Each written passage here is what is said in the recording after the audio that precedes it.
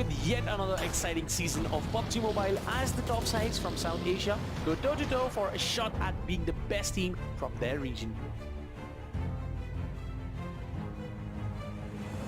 We are set to witness all the thrills and action in a fresh new format. For PMPL South Asia Fall Split 2022, the league stage will be divided into 3 weeks. Each week consists of 5 match days with 5 matches played out per day. Teams will be shuffled into groups at the beginning of every week and all teams will play 4 matches per day. At the end of every week, the top 12 teams for that week will play an additional match on limit. Each week will start fresh with no points carried over from the previous weeks. During the entire league stage, teams will have a chance to earn bonus points. Twice based on a team's placement in each week and once based on their overall placement in the league table.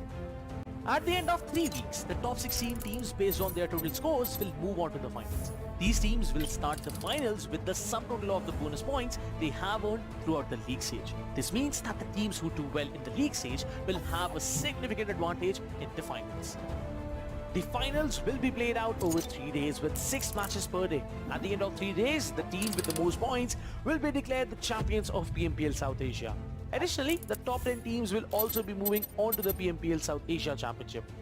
How will teams adapt to this new format and season? Stay tuned to find out.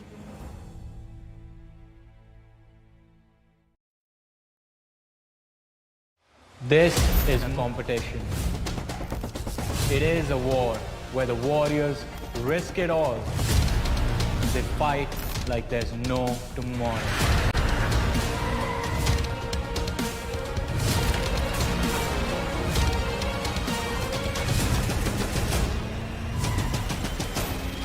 This is the sound of South Asia.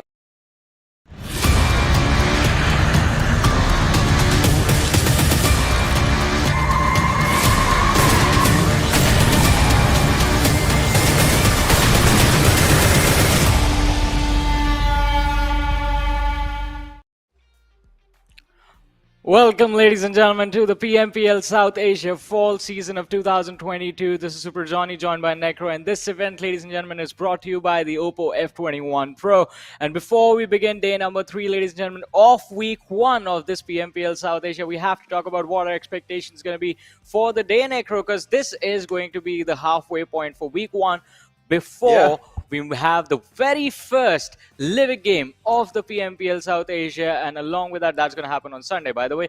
And along with that, we move to week number 2, where the groups will be reshuffled. So, Necro, what are your expectations for the day? And of course, how are you doing?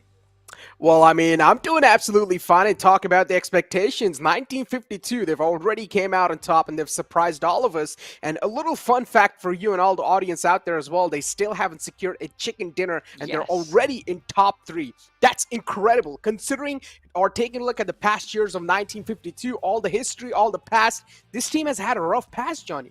Yeah, definitely, I agree with that. I mean, we've never seen them perform like this before, but one thing is for sure, that we knew they had the potential to do this in the past as well. But now it feels like 1952, they have their best possible outcome right in front of their eyes.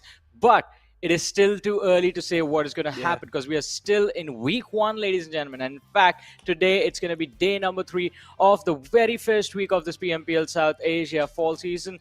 And along with that, as we move further, as you guys can see the format on our screens right now, 5 matches a day. Every single team gets to play 4 matches every single day.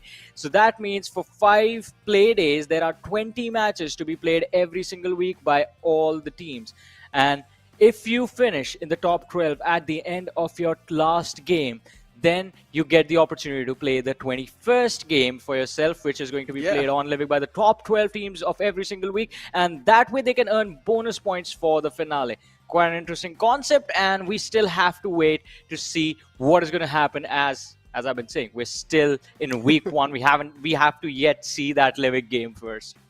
Exactly, and those bonus points will be carried on forward in your overall or in your grand finals rankings as well. So those bonus points are going to mean big time. And with that being said, another thing to add on a lot of pressure on these players will be $150,000 online. Of course, money is a big factor here, and the tournament MVP will be getting $1,000 all for himself. And of course, the league stage team will be getting $5,000 in their pocket. The first place, of course, $10,000. Second place getting $6,500. Third place getting $4,500, and it's going to keep on descending downwards. But now getting our heads back inside that Livic game, that one extra bonus game. As Johnny mentioned, top 12 is going to be the goal here, and a lot of teams are up there as well. But unfortunately, there are some known names that we wanted to see in that top 12 that are still on the other hand, and they're still battling it out. Yeah, and one of those names has to be the squad of Skylightz Gaming. We saw them take a tumble on day number 2 of the PMPL South Asia, but hopefully today we're going to see them climb again. But ladies and gentlemen, as we have been talking about those bonus points from that Livic game that we've been teasing for so long, well, the structure is on your screens right now. And again, as we've been saying, the weekly bonuses will be awarded for the final Livic game that's going to happen on Sunday. So Sunday, instead of having 5 matches, we will have 6 games, and that match becomes very important because once you get to the final, for the first time ever, I have to say, you won't be starting from scratch unless you skip all the 3 Livics that are going to happen in the league stages. And if you do that, then I don't know how you're making it to the finals.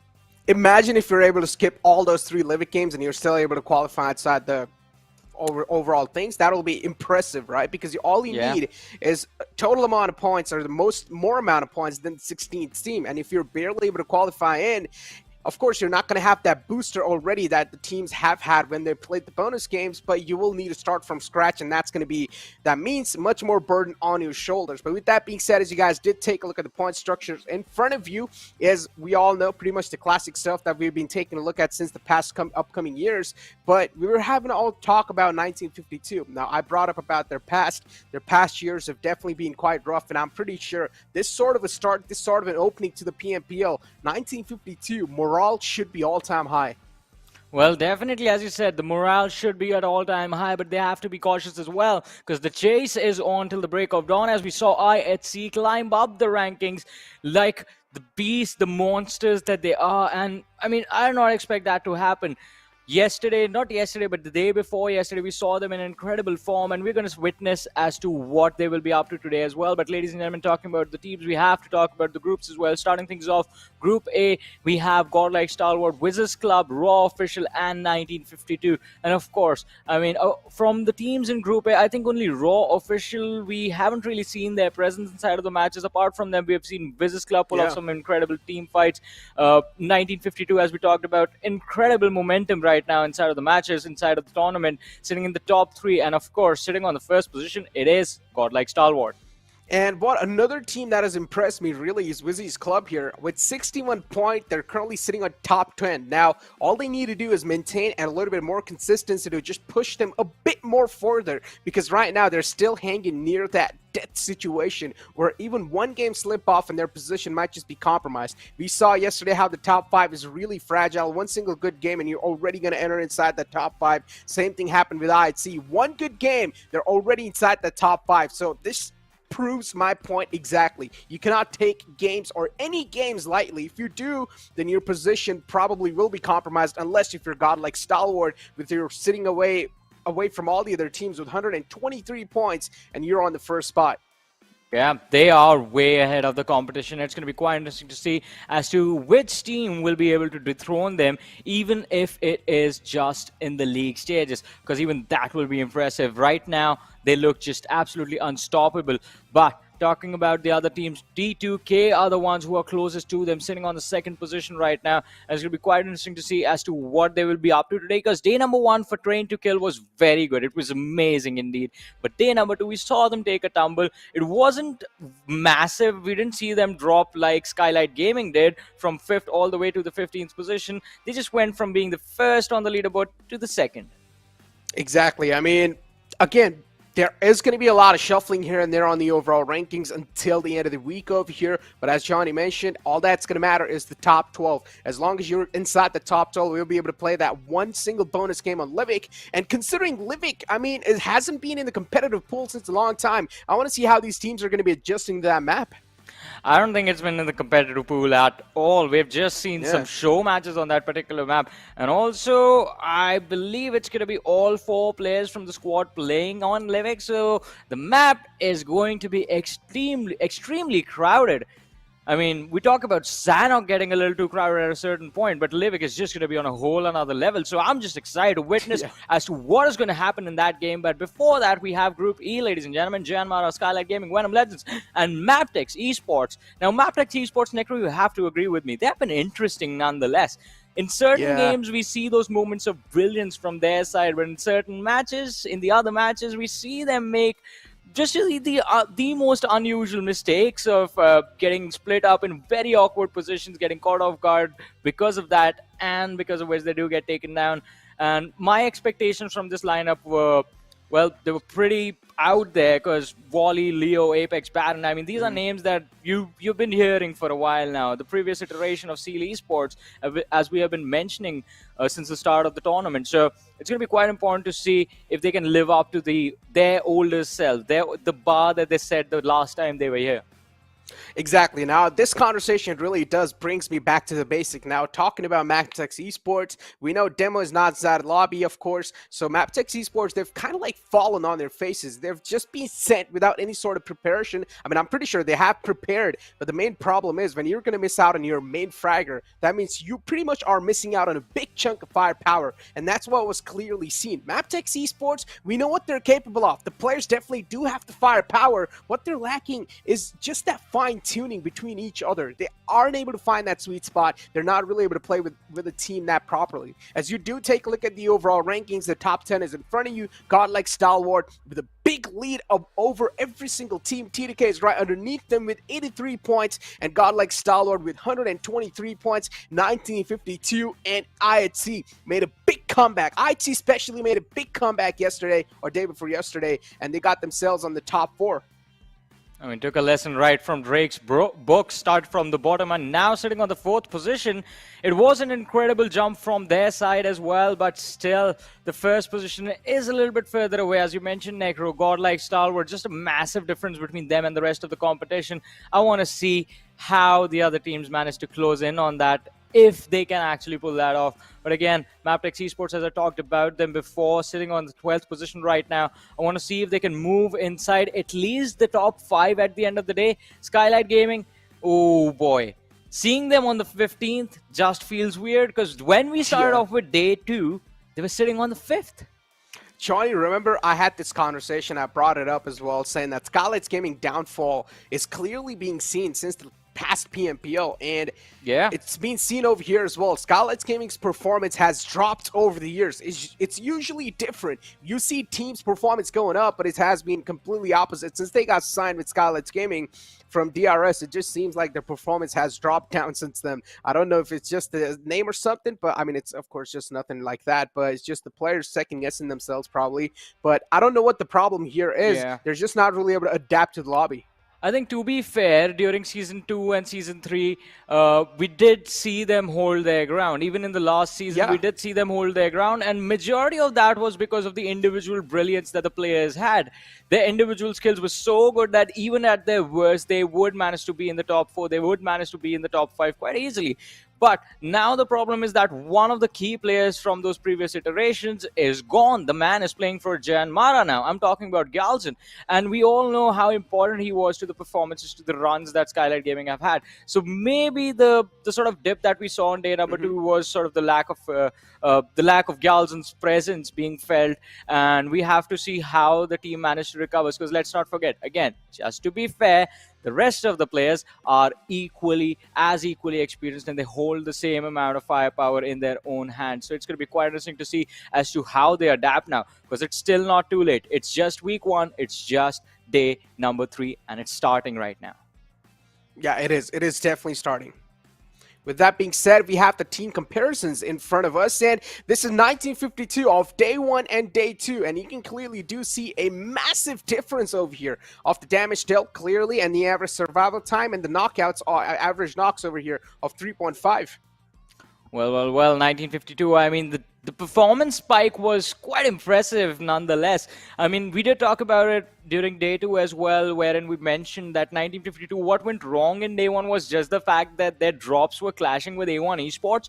And A1 eSports, even though they were sitting at the bottom of the rankings back then, they were just doing enough to cause a damage to 1952's firepower, just picking off one individual or two individuals and not letting them be at 100% during the late game stages. But during day number 2, we saw 1952 adapt, and then we saw them climb, well, basically like Spider-Man at a certain point, because it was very impressive the way they were playing, not running away from a single fight, just taking every single 4v4 head on, given the fact that it was going to be a 4v4, because we all know in these outnumbered situations there are going to be blunders made and you are going to lose those few players, resulting in the game not really going your way.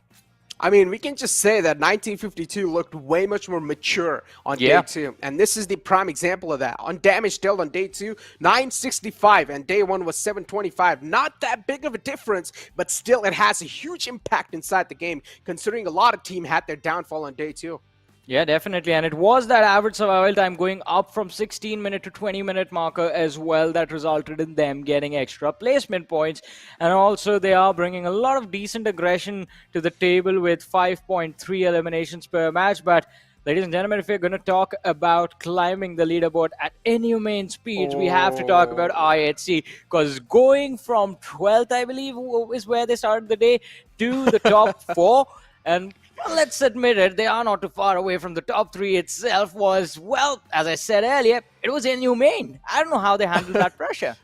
I mean, usually when teams feel like they're not really doing that great on the overall rankings, they start playing safe, but it's not the thing with IHC. Instead, on the stats, you can clearly see on day 1, they had average damage of 856.8. On day 2, they had 1118.3. The aggression was amped up even more. IHC is not scared of any team inside the lobby. The problem is sometimes they start picking fights they should not really challenge.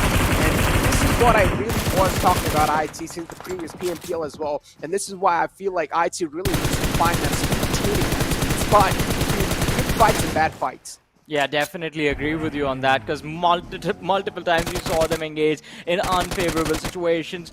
And day number 2 of this PMPL was when I think they also realized that they need to slow down things a little bit, move into every single fight as a 4-man unit and try to close it out with as many eliminations as they can. And because of which we saw them walk away with a chicken dinner as well. Also, what was lacking on day 1 was the fact that Godless was not there. And then he returned on day number 2 and we saw the impact this one individual can bring. I mean, overall, speaking of all the single individuals that IHC currently they have, every single player is just packed up with insane amount of firepower. You have Godless, you have Demo coming in. I mean, no matter how much you try to elaborate, it's just less. Alex as well. We called him a rookie in the previous PMPL. Now calling him a rookie is pretty much an understatement. You cannot call this man a rookie anymore because the way he has adjusted to that team, it's phenomenal.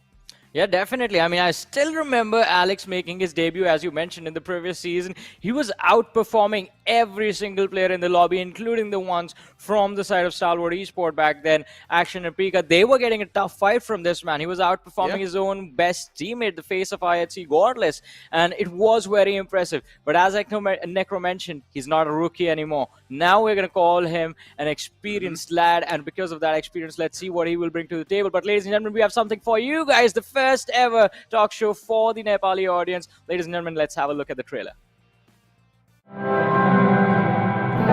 यो त हाम्रो त एउटा movie छ नि अपरिचित डान्सको अगाडि हामी Goga stars अब अफर आयो भने त छ अफर आएको छैन आफ्नै मन हो नि त अब आफ्नो मनले अब चाहेपछि हुन्छ अरे क्या जे पनि के गर्ने गर्ने टाइपको अब एउटा डिप्रेस एउटा स्ट्रेस मान्छे हल्का अनि नबुझेर नै सपोर्ट नगर्नु अझ मात्रै के कस्तो डर लगाउने आमा मसिन हो भनेको यो दिरन खतरा होइन आएको हुँदैन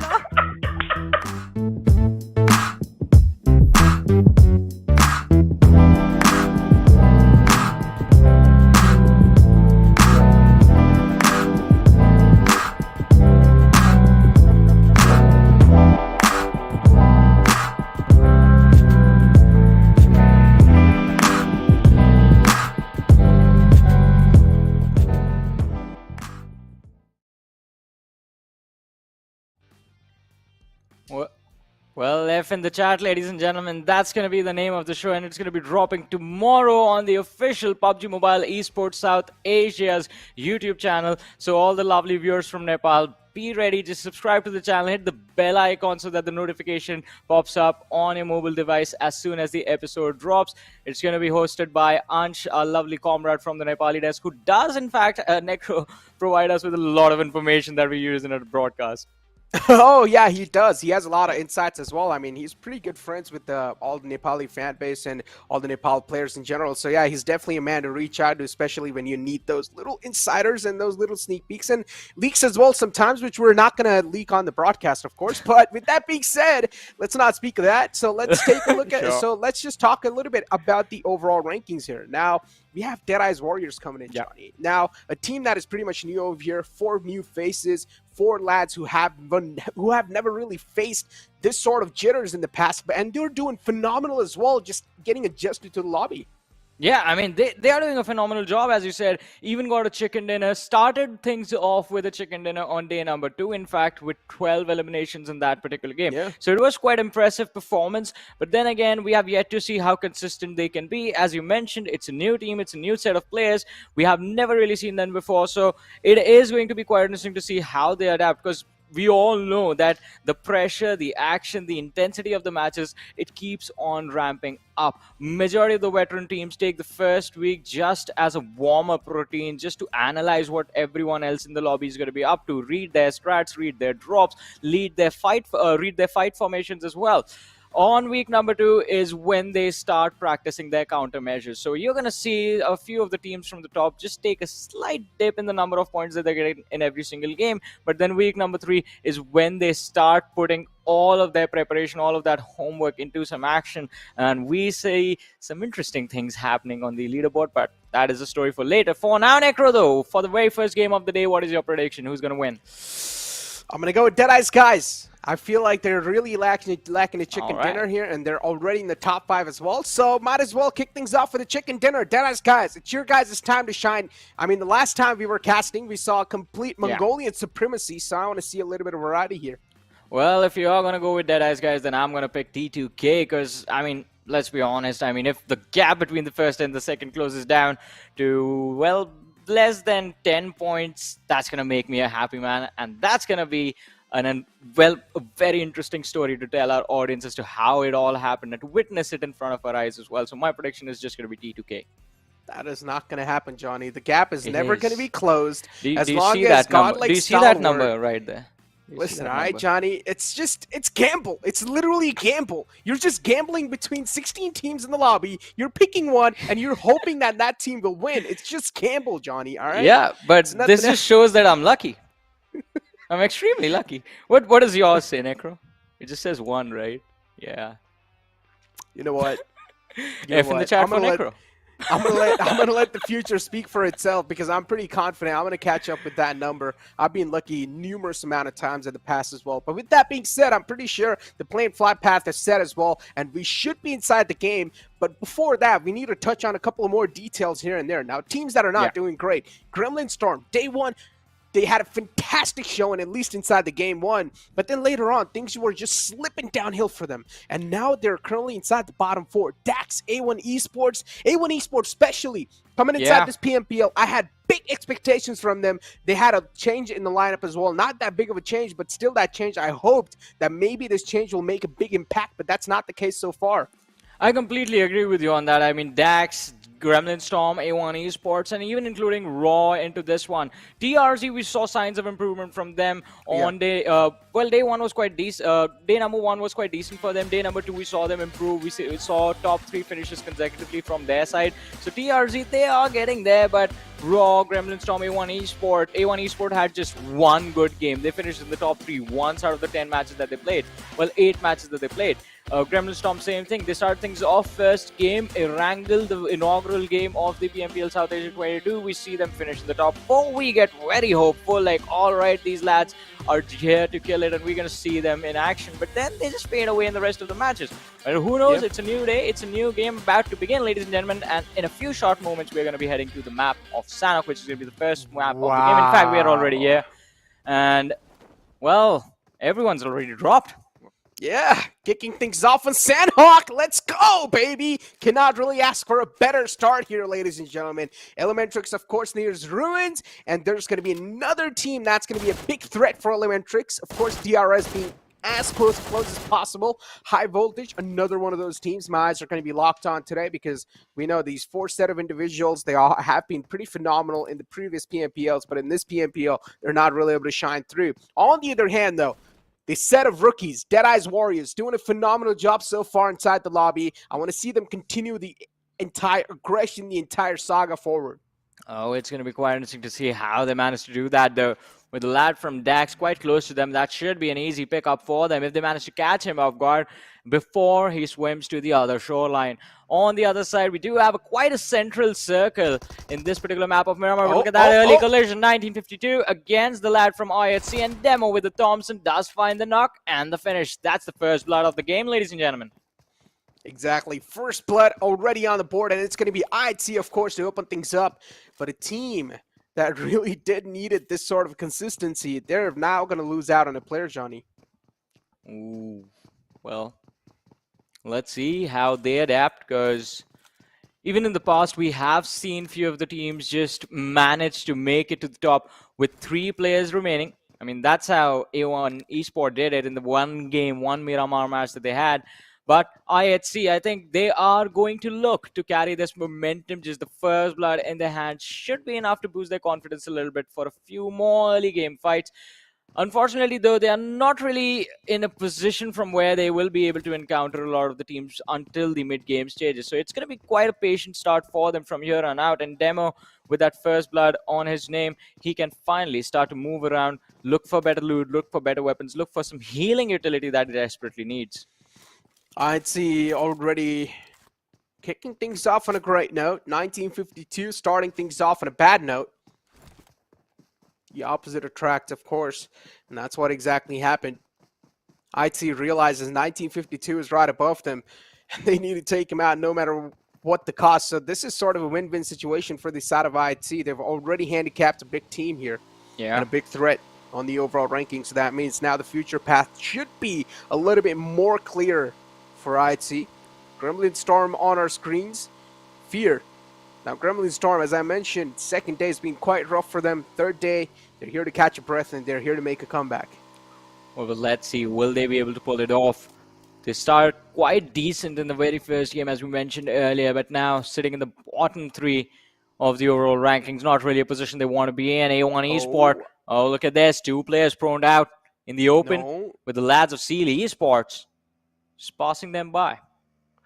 This is the problem with A1 eSports. They're so scared to take fights that they're not even challenging the fights that are easy. At this point, A1 eSports could have taken shots on the vehicles that were passing by in front of them. And those are 2-seater vehicles as well. That means the players who are going to be sitting on top of it are going to be quite exposed. Yeah. Could have been a potential free knockout there, but the problem is A1 eSports' performance is making them scared. It's making them second-guess themselves. It's making them guess their shooting ability. Well, they're not really looking that confident inside the game, Johnny. And they need a confidence booster. Exactly what I was about to say. This lack of confidence is not really going to help them climb the overall rankings. They need that one match. The one match that boosts the morale of the entire lineup, of all the 4 players present, and allows them to build their confidence back up to take on the rest of the 15, well, the rest of the 19 teams that they will be playing up against. But after Sealy eSports, it feels like 1952 are headed in this direction, and they are not on those 2-wheelers. This time it's going to be the buggy and the vehicles. 1952, they've already caught a big hurt. They cannot afford, but Sinister finally breaks the silence. Fires a couple of shots. Dante taken down barely to any sort of HP. 1952 realize it's A1 eSports in the front line. Sinister wants a knockout. He wants it bad as well, but you cannot really left your back open like that. Sinister falls out the window. Will finally get the knockout. Major to confirm it. And now 1952 with a 2-man squad left with A1 eSports with all 4 players up and alive. Confidence should be all-time high inside the fight, but that's not going to be the case. Jackson's dead, turns it around. He finds a knockout onto the player of A1 eSports. Koa goes down, and that should be a big sigh of relief on the side of 1952. At least they've stalled the push for now. Sinister, though, in the close line, just creates a big menace here. Well, let's see. I believe, in fact, that the lads from 1952 are lacking that healing utility because we haven't seen Entry heal up. Jax is also sitting there with around 60 to 70% HP. This fight can easily be won by A1 Esports. It's a 2v4 situation. 1952, they were already pretty hurt from the damage that was just upon them by the lads of IHC, and now they've lost one more 2v4 situation. The damage on A1 Esports quite brutal. It's down to a 2v2 record. The situation has been completely turned around, and it is GSM chiming in, coming in for the third party. One more knock secured by Entry, goes for the instant finish, and well, look how the tables have turned. This is just grim. This is grim. This is bad. This should not be outcome of this fight, but still it is. A 2v4, tables being flipped, 1952 coming out on top in that fight. A1 Esports just getting slammed across the desk. Oh boy. I don't know what this speaks about A1 Esports though. I mean, big turnoff here. I thought A1 Esports should be able to get a nice squad wipe there, but that was not the case. A1 Esports just whiffed the entire fight. Big choke on their side here. ATRAX against the players of Godlike Stalwart. Not really a team you want to challenge, especially if you're ATRAX. You have a lot of pressure already on your burden, and you need to climb on top of the overall rankings as well. While on the other hand, Godlike Stalwart, they're looking all-time high. They're looking confident as well in all the approaches they're going to make inside the game. Well, but let's see. Action with a nade in his hand. Oh, that was one way to throw it, just bouncing it off the window, trying to toss it back, but as he tries to run back, takes a lot of damage. Now he's going to be knocked out by Paragon as he runs in with the AKM. Godlike Stalwart, they're losing their lads. Scry is pinned down as well. Spikey has a perfect position to keep him pinned down for as long as possible. With one good nade or a Molotov, they can take him down as well. So, Godlike Stalwart, they need to figure out a way out of this, and it's not going to be an easy one. Look at that. Ugh. Another knock. Overconfidence not paying off. Talk about teams being complacent and starting taking fights that they should not really take. A prime example of that split not really working out for these side is Godlike Stalwart. As Action now is trying to crawl back to safety, but it's going to be next to impossible. Action hoping that maybe those bullets are not going to find their mark. But as soon as Action's back is spotted, that should be more than enough for SpikeX to convert it into an elimination point. Godlike Stalwart trying their best to provide some cover fire, hoping that maybe Action will get back to safety. Action is the main man. He should be saved here, but that's not going to be the case. Instead, ParaGD goes down. As we have Top still just firing near the windows.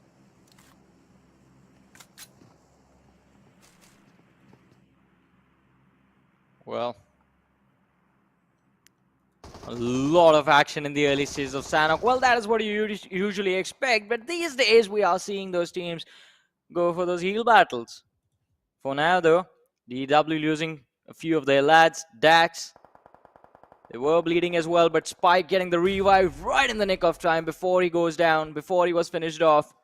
He's going to allow them to stay 3-man strong in this game and, well, take this fight against DEW further. But, well, so I thought, ladies and gentlemen.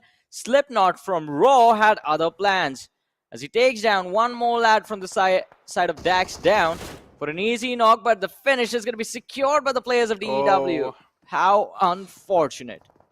Third party and a fourth party. Raw as well wanted a little bit of piece of this cake, as D Warriors were looking at third party this entire situation. We're able to sweep up a bit of portion, but not able to sweep up everything. Deadeyes Warriors, they realize Slipknot's in the back lines. They cannot let it be unchecked like that. Slipknot keeping his position, keeping his identity anonymous for as long as possible. Nirzed, though, really wants to shut him down. Nirzed has been the star player for the entire Deadeyes Warriors lineup. We saw this man pop off on day 2. Yeah. See a little bit of similar sort of replication today as well. Seal, another one of those teams. Big expectations, able to perform through. But let's see how long will he keep this going. Because if all the pressure of getting those points for the team falls on one lad, they are going to gas. They are going to get gassed pretty soon, gassed out. And it is going to be quite interesting to see as to when he runs out of firepower, or if his teammates start stepping up in the later stage of the tournament. You call it the gas, I call it the juice. The juice. He's gonna run out the juice soon. Well, he's in the zone right now. He has to step out. He's going to be forced to step out, in fact. He will have to, yeah. Cannot stay there forever, right? Raw, Yep. though, I don't like the split from their side. Incus and his teammates right next to him, and the other two is in the enemy territory. And also in the territory of Mongolians. You do not want to be there. On the other hand, Incus knows there's a team in the front. He has spotted a little glimmer. Wants to see a little bit more. That'll give a little peace to his eyes. Speaking of things that give you peace, Johnny, what is that one thing that makes you feel in peace? Having an M24 in my hands. In real life? Oh, that would be even better. Ooh. How would that give you peace, though? I don't know. It's a big green gun. It's a big gun. Interesting. All right. There's that, though, was taken down quite low. As long as he's up, that's all that's going to matter. Godlike Stalwart has been handicapped big time as well. Another big team taken down with 2-man squad. It's Top and Peek up and alive. Top, of course, we know this man's firepower. Likes to stay back. Likes to give some nice cover fire. Peek, on the other hand, we've seen this man recently being quite aggressive. I mean, Look at the snakes little from... puppy. Well...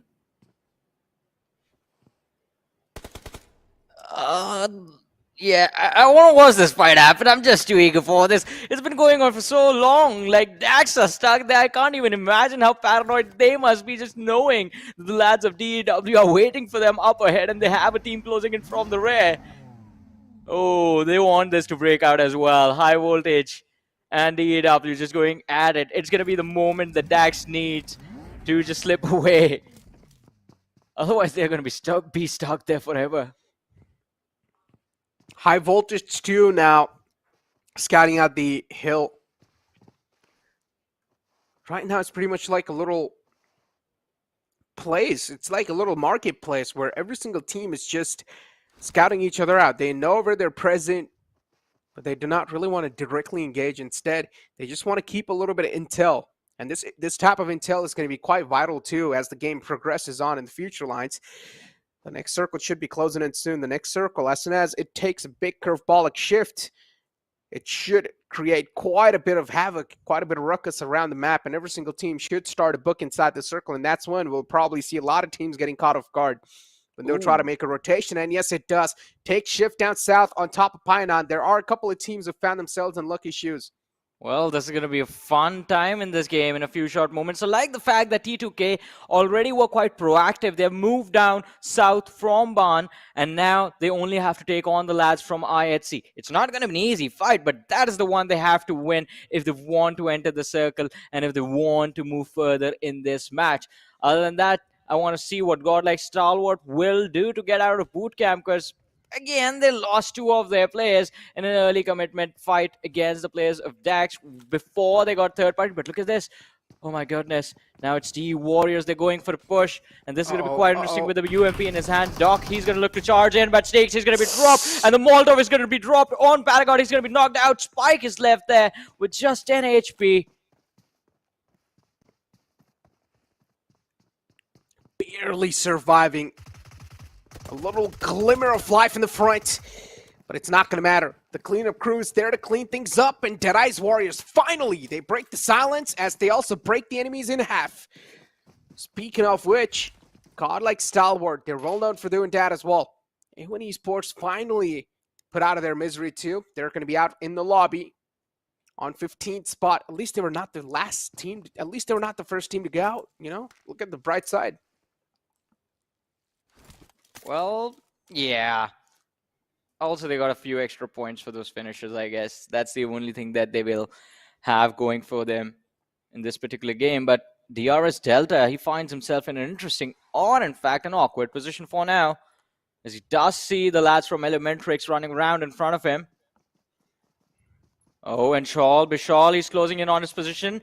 Delta, you'll be forced to take these fights. Oh, out of nowhere, steps out, takes down one. Has to go for the finish before the lads of Elementrix retaliate. A little sneak attack, and it works perfectly fine as Delta secures an elimination point for the team, but the nade's going to be crawling a little bit too close to the player. Vishal was barely up and alive, but not anymore, as the cover fire from the backlines will secure the elimination point. Nice spray. Utah almost could have caught that elimination point right there. Could have almost got the knockout. Rules all the way on top of the hills being knocked out as well. Is he going to be a gone case, or can he be saved? Delta did have a bike available. If he wants to, he can straight up book towards him. But at this point in time, he's way too far away. That separation's not going to work out, and this is why I'm never a big fan of separate strategy, especially if that's going to include you being on one mountain and the other player being on the other mountain. At that point, if one player's position gets compromised, then it's pretty much a donezo game, because if he does get knocked out, the rest is going to be next to impossible. With a little touch of aggression, though, TRZ over here, they do know Gremlin Storm's in the front. They're going to find a nice opening. That touch of aggression working out this time, as Mad Cat is starting to hand out some haircuts, but they've also got one player who's knocked out onto themselves. Well, let's see. Atomic is the man who was taken down. Dictator was keeping vision of the players of TRZ a few moments earlier, but now he's going to be forced to back up. Oh, that was a good mount right there on the buggy. Fear, not having to slow down for that one. He's going to be quite happy about the fact that it was a quick pickup, and now they can quickly move inside the safe zone. Or at least try to, because there's a long way they have to go. 540 meters, 530 meters for a few of these lads. Somewhere around 550 meters for the entire rotation towards the zone. And it's not going to be an easy one. They have Seal eSports standing in their way. They have the lads from Raw waiting for them on the northern edge of the circle. And then, even if you get in the circle, you have to worry about the massive river that separates the city of Painan. Two teams fighting for the supremacy. TRZ wants to break through this lock, but are they going to be able to? TDK in the front lines, and I see over here TDK, a big opponent inside the lobby here as well. Currently sitting on the second spot in the overall rankings. If IRC are able to conquer the demons this time, this can be a big victory in their books. Demo approaching the fight fearlessly like a warrior, but now realizes keeping his footsteps maybe low should be a good thing. But no, instead, IC, they're moving in like a pack of soldiers from the top as well. And from the bottom, Alex will catch him, slip by, as TDK are going to lose out on one player. Again, a separate strategy not working that great. 3-1 split, as the player who was split away, position got compromised, and IC pounced on him like a pack of wolves. And they're going to shut him down as Gremlin Storm, they are able to shut down a couple of players of TRZ in the front, but TRZ is still looking to break through this deadlock. Well, let's see. Two teams caught off guard mid-rotation, and Gremlin Storm, it looks like they don't really have a great deal in this fight either. They're not getting the better end of the stick. It is going to be quite brutal upon them, as well as Rare is going to be able to finish off fair. And from the perspective of the players from Gremlin Storm, we also did see that there was someone waiting for them in the safe zone as well. They won't be able to enter for free. Oh, look at this. Jetta against the players of High Voltage. Just take down Jiggle. He's going to be forced to back off before... Oh, dodges the car with style. Now runs behind the rock, tries to take Malik down. And, well, the knock is going to be secured as well. Another one by the lads of Elementrix. High Voltage in a world of hurt right now. The athletic man makes it look way too easy, as High Voltage, being an assassin, are now approaching the fray as well. Ita Uta knows they are on the other side of this big rock here. Ita Uta just waiting patiently, waiting for Prabina and assassin to step into his crosser, and they will. Ita Uta forced to fall back, and he will do so as well. Needs to play things a little passive, needs to wait for the cover fire as well. High Voltage too, not really getting ahead of themselves. Has frag grenades available. If Ita Uta wants to, he can wrap around this rock, but should be a pretty guessable move here. And that's what High Voltage are hoping for as well. They are expecting a little wrap around, but Ita Uta instead taking things quite slow and cautious, and I love it. You should not really try to challenge a fight all by yourself if you don't really have your team available. What he can do is try and fall back a little bit even more and wait for the cover to be back. But no, it's the player of Deadeye's Warriors all the way for the back lines. A single man with not a lot of HP, but still manages to wipe out the existence of high voltage. What just happened? How did this even come through? How? I can't even comprehend what happened. The man just shows up out of nowhere and surprises. That was an unfortunate surprise for the players of high voltage. He used some Naruto jutsu, man, I swear. Yeah. He was not there like 2 seconds ago. He just teleported with some He's jutsu. a demon. Just spawned out of nowhere. Came straight for hell, hungry for blood. And now he's looking for more. Maybe the lads of Elementrix, they better step away from this man. But on the other side, ladies and gentlemen, on the northern edge of the circle, as the circle has in fact abandoned the big island side of Painan and has shifted towards the ruins area now. We will be witnessing some interesting action because now the teams are going to be forced to cross the river, which is going to be extremely risky because you know that the other lads will be holding the shoreline. Look at this. Incas from Raw does see the players from the side of IHC in the distance, is still holding the trigger. Just wants them to step out in the open completely before he commits. Deadeye's Warriors talk just all by himself. Not scared to fight. The rookie has got a lot in him. He's filled up with the juice right now and wants to explode on someone else. Doc 9222.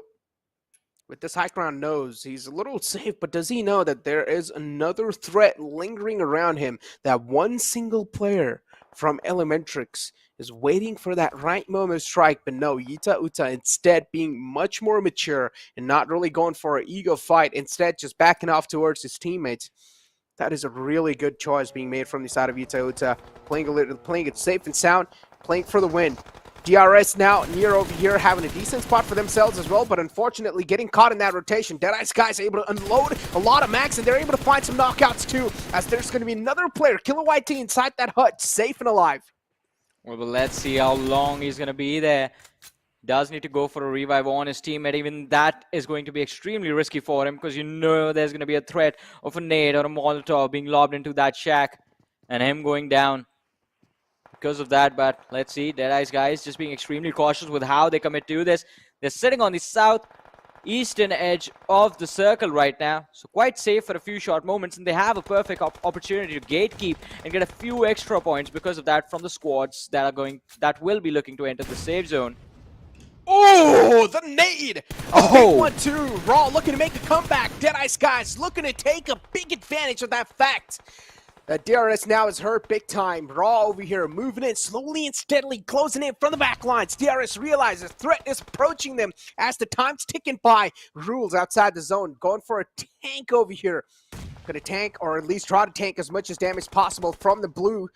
And he's also have a decent amount of meds available, so he can definitely try to tank that. WIZZES club for the back line, spoils the entire game, but Deadeye's guys found 2 knockouts, but that's all he's gonna get. I don't think so Deadeye's guys, they are in any sort of trouble just yet. But DRS though, they're in a world of hurt and trouble. KillerYT barely surviving. Gante inside the hut too. He has full HP and he's looking quite healthy, but breaking out of this deadlock is gonna be next to impossible. Oh, Necro, I think you're going to be a happy man after this game. Oh, but it's not gonna be next to impossible if you do land nades like those. This is a little rookie mistake being made from the side of Raw. If you're going to group up in one place like that, one single nade should seal the deal. But another nade comes sailing right in, knocks out KillerYT as Gante is again trying to get the res back up. How many times have these two individuals went for a res play? It has been a numerous amount of times, and Raw again making a solo push, just feeling the adrenaline, pushes all by himself. The confidence was there, but a little bit too overconfident. Well, could have waited for his teammate, but all he wanted to do was delay the revive from Gyante onto KillerYT, and now since the revive is delayed, Killer, he's gonna have to run out in the open, does not have any HP, but still takes down Liquid. But now the blue zone is gonna do its work. DRS, they are going to lose KillerYT, so Gyante is going to be the last player remaining. Meanwhile, though, the 4-man squad of Raw are nowhere to be seen. They have been eliminated from the game, just absolutely baited by the 2 lads from the side of DRS. So this game comes down to between these 3 teams. There's the 3-man roster remaining from Elementrix, with Orange, I believe, being the man who has gone for a heal battle. Yet Ayuta and Precious are the men stepping out in the open to take these fights. But Deadeye's guys, they're down to their last player. Joker knocked out. True Love, what can he pull off to secure this match? The nade parade from the side of Elementrix is just phenomenal. Oh! And this is what I was exactly about to say. The players outside the zone who are still going for the med strat, they're going to be the most deadliest and the biggest threat for the teams inside the circle. And that's what exactly happened. DEADEYES Guys games got spoiled and griefed. And in the end of the day, Elementrix were the one to secure a chicken dinner. Elementrix, they've been phenomenal on the map of Sanhok. And I'm loving them that they've just kicked things off on a great note right off the bat. Yeah, I mean, an incredible run today. We were quite critical of Elementrix's performance on day number 2, because day number 1, they had a pretty strong momentum for themselves. We saw a little bit of a fall off on day 2, but I guess day 3 comes around, and along with it, Elementrix as well. What a turnaround, and now they have established the momentum for the day. All that's left to do is just keep this going in the rest of the matches that they have left, which now is going to be just 3 matches for I them. don't know if you saw, they also are in top 5 now. Yeah. Another team, another challenger approaching. How are the top dogs going to deal with this one now? Because Elementrix, we have been questioning their consistency all the time, but so far they're looking pretty okay as they've secured another chicken dinner. But this also means that the top 5 is way too fragile. It's not that hard to enter inside, it's hard to maintain it. I mean, definitely, as you said, it's not that hard to break into the top 5, but then to maintain your standing within the top 5 and also from being on the 5th to just climb up to the top 3 slowly and steadily, top 2, top 1, sitting on the 1st position. That in itself is a different challenge. And once you get inside the top 5, you start thinking about being at the top. You start thinking about what it's going to be like if you're sitting on the 1st position. And because of which, sometimes you do end up making mistakes. But hey, we can't predict the future. But for now, what we can do is take a very short break, ladies and gentlemen. Stay tuned in. We'll be back after this.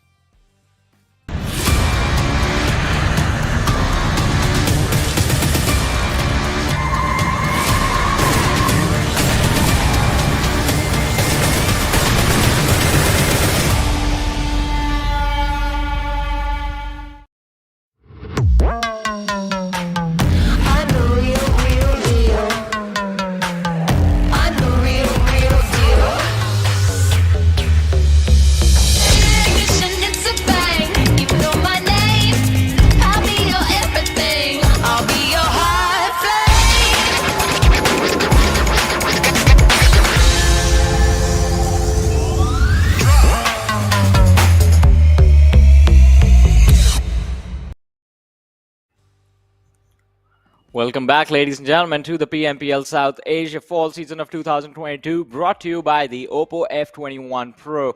This is Super Johnny, joined by Necro alongside with me. And ladies and gentlemen, day number 3, game number 1 is done. We will be talking about the stats of the previous game, and also after this, we'll be moving forward to match number 2, which will be played on Erangel. Now, Necro, the schedule for the day is quite interesting. We start off on Sanhok, then we have 2 Erangels back-to-back, and then the last 2 matches are going to be 2 Miramars that are going to happen back-to-back as well. Schedule is definitely quite interesting, but Yeah. we've already had an interesting start in itself, and I'm pretty happy that the start of the entire day was aggressive this time. We saw a lot of battles early off, and I'm in love with the fact that we saw a lot of battles. But you know what? I just want to sprinkle and rub a little bit more salt on top of A1, because the wonder that we saw in that previous game. Oh boy, how can you lose a 2-on-4 situation where a team is inside a compound and they're locked in? All you need to do is just push together and clear every single house out, and you still mess it up. But it's okay, you know, we can let it slide. Yeah, I mean, we can let it slide, but these lads are not going to. They're going to punish every single mistake that we made. Although I do have to say, Gyante, props to that man for finding that angle, securing that last finish. I did not think that the last player surviving from the side of DE was going to fall to the lads of DRS. I thought DRS, they were just going to be finishing second because of the heal battle and not because Gyante just steals a point away from the players of Elementrix. And then you have Uta coming in as well. We saw this man close up. Doc 922. That was one of the most funniest moments. Just sneaking in from the back, taking out 2 players casually, and not even breaking a sweat. Calm, cool, collected. Didn't even have a lot of HP to work with. Barely on any sort of HP. And he still managed to pull something like that off. He just did him dirty. He did everyone dirty, basically. But let's see. It's all about the momentum. You can still make a comeback. We did see, well, quite a lot of interesting fights from the lads of Raw as well. Up until the point they were just, as you mentioned, Necro, made an absolute blunder of being grouped up and also delaying the fight against the two-man roster of the players of DRS. They found a knock. Then we saw Inkas just charging in willy-nilly, thinking he could secure the 1v1. Gyante gave him a reality check, and then Killer Whitey with barely any HP steps out in the open, takes Liquid down, steals the point, and then goes out, says bye-bye to his teammate and the competition as well. I mean, overall, if we do take a look at the match rankings, so Deadeye's Warriors, again, consistency is there. DRS, even though they did not get the chicken dinner, they still had some insane amount of elimination points, and that's why they're going to be on the top. Elementrix, with only 4 elimination points and 15 placement points, they've secured total points of 19. And Johnny, this really does brings me back to the question, or to the finger that I raised on Elementrix, is that usually Elementrix, when they decide to rotate inside a circle, they're not really that solid. They usually do get caught off guard. Their rotations have been pretty weak over the past years. But when it comes to holding down a circle and holding down a compound, they do a phenomenal job at that. Yeah. And that's what exactly happened. The circle shifted on top of Elementrix a lot of times. All they needed to do was just hold down that compound. Yeah, I mean, definitely.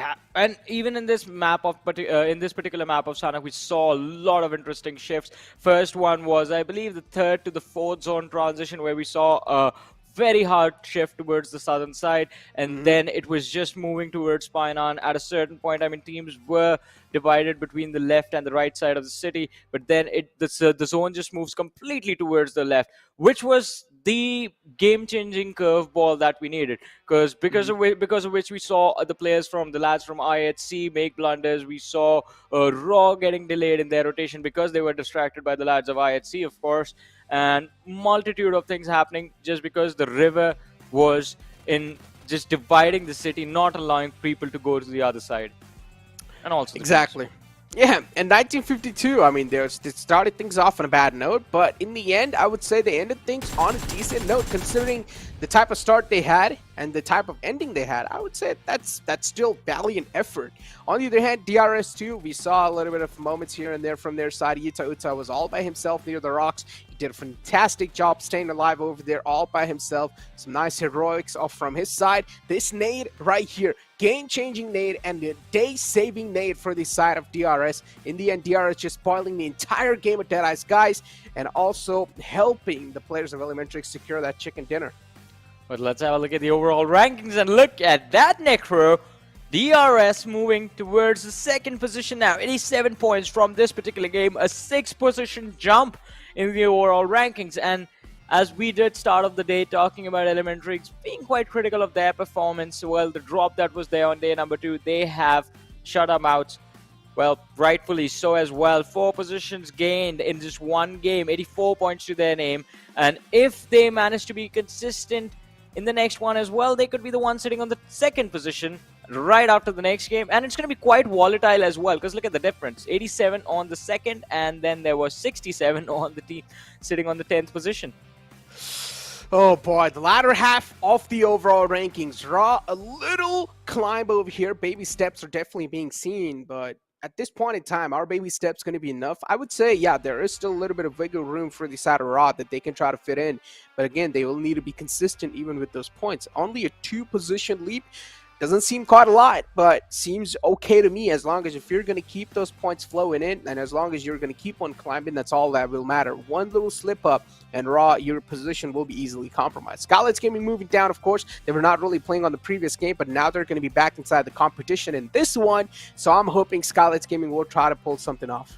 Yeah, well, let's see what they have in their bag of tricks that's going to allow them to just move up on the rankings. But ladies and gentlemen, as we move on to the next game, which is going to be played on the map of Erangel, we do see Group E coming back into the playing 4 groups, and then Group D is going to be taking a break. So IHC, eSPORTS, Elementrix, right after the win, are going to be forced to take a break. DAX is going to be there as well. And Group E, as you mentioned, Necro, Skylightz Gaming, you have some expectation from them. You want to see what they will bring to the table. I want to see what MABETEX is going to be up to. And also the lads from Janmar. Now, Janmar also is having, well, let's just say an interesting time in the lobby so far. Hey, you forgot one team, VENOM Legends, and I feel like this team is the least talked team in the entire PMPL this time, because it makes a lot of sense too. VENOM Legends haven't done anything so far that has been in the spotlight or in the limelight. And VENOM Legends, I mean, they're doing okay, I would say, compared to some other big teams, and they're still not able to perform. I would say VENOM Legends are still doing pretty okay in the overall standings, but is that enough from a big banner like VENOM Legends? That's the main question. Yeah, I mean, and it's going to be quite interesting to see where they end up when it's all said and done. Because as you mentioned, I mean, we do expect them to be somewhere in the top 4, somewhere in the top 5. But as you so rightfully said as well, Necro, you called it, they haven't really done anything noteworthy right now. They're just flying under the radar so far, just protecting themselves. And that's the reason, I mean, this is a sleeper team.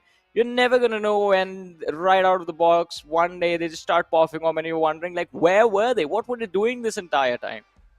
I mean, they do have those 4 players who are pretty individually skilled. Lineup.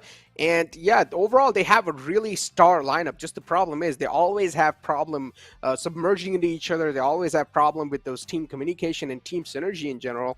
But yeah, VENOM Legends, they have a solid lineup. They have a decent amount of experience in the bag as well. Not decent. They actually have a huge amount of experience in their back. So we expect something more from this type of an experienced lineup. We expect something big. On the other hand, another experienced team over here inside the lobby is A1 Esports.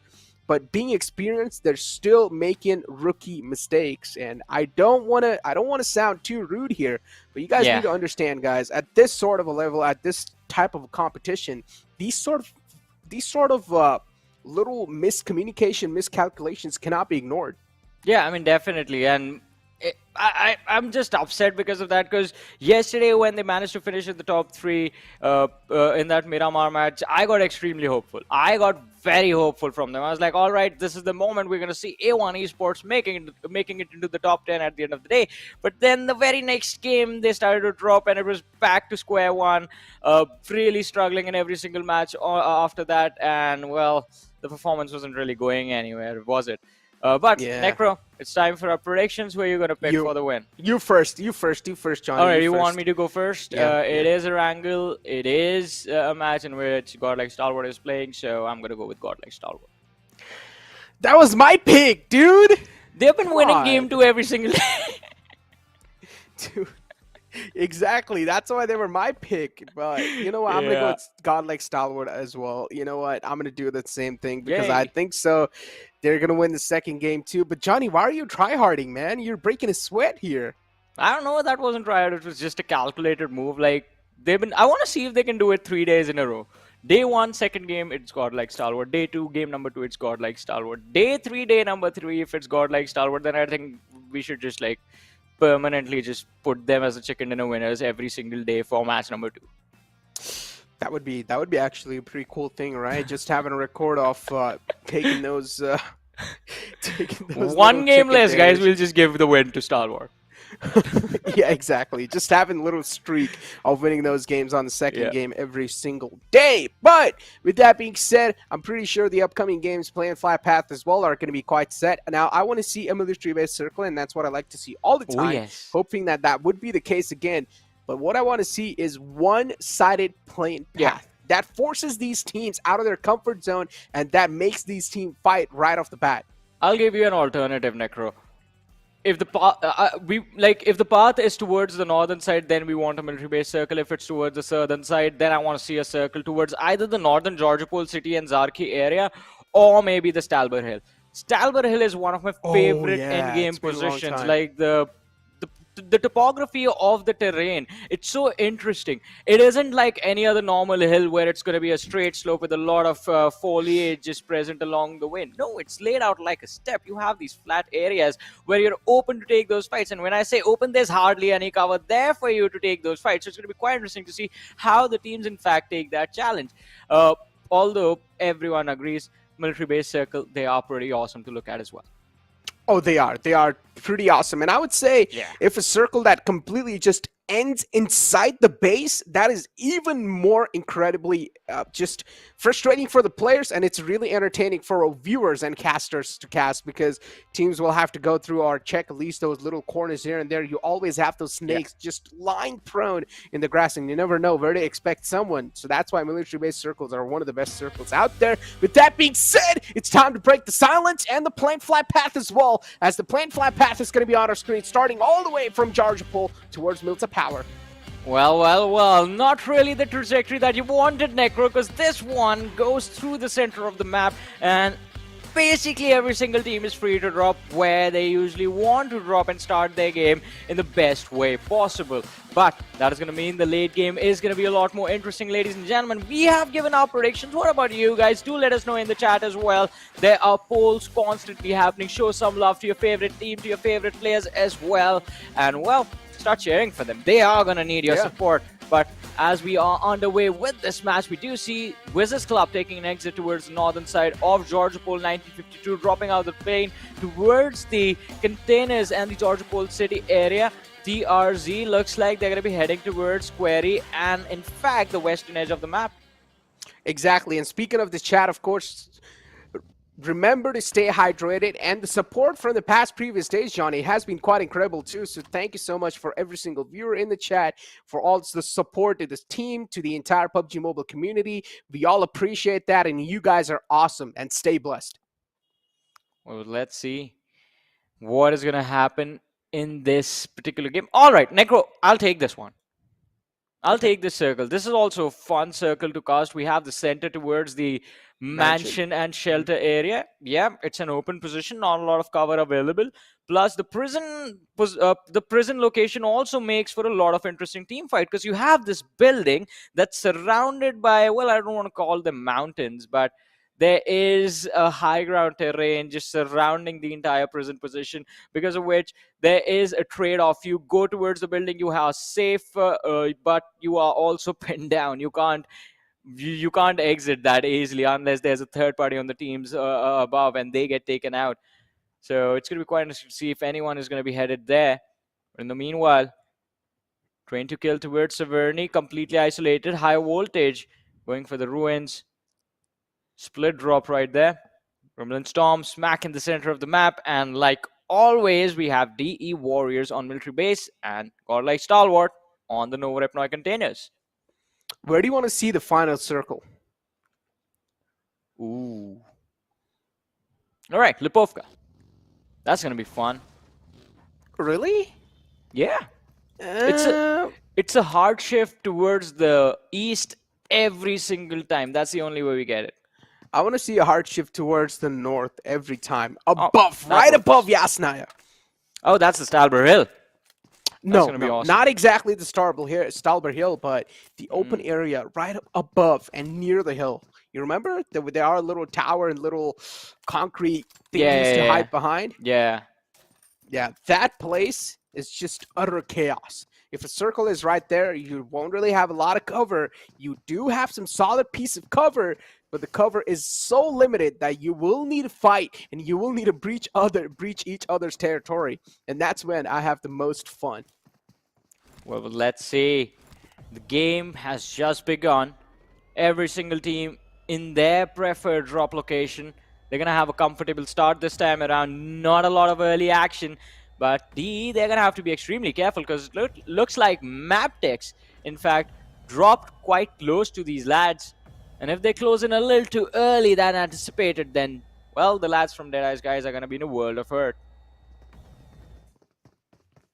Speaking of teams, or speaking of things that'll be in a world of hurt, and we know currently the teams that were playing in the previous set of groups, they're not really playing inside this one. Skylightz Gaming are back to make a comeback, hopefully, because so far in the overall rankings, things have definitely been slipped by. They cannot leave it just ignored like that. MABETEX eSports on our screens, who were not playing in the previous group, but now they're back inside this game. Expectations, big time. Are they going to be able to deliver? Still big question marks. Well, MABETEX Baron School building under their control right now, and also the apartments. Oh, so there's something interesting happening right now, ladies and gentlemen, and it is being brought to us by the lads of Godlike Stalwart, as we do have Scry moving towards the Novorepnoy Bridge, quite close to the players of DRS, and the rest of the lads still towards the Novorepnoy City. So, Godlike Stalwart going for an early rotation, an early exit of the island. Let's see how far they will get. I would say it's more kind of like Scry making an early exit all by himself. Godlike Stalwart, they're still going for the loot. Yeah. Taking their sweet time to get out before that. At this point, Godlike Stalwart can try to do anything and get away with it. Literally. I hope, Necro, we get the map on our screens to show our audience what A1 eSports is doing at this point.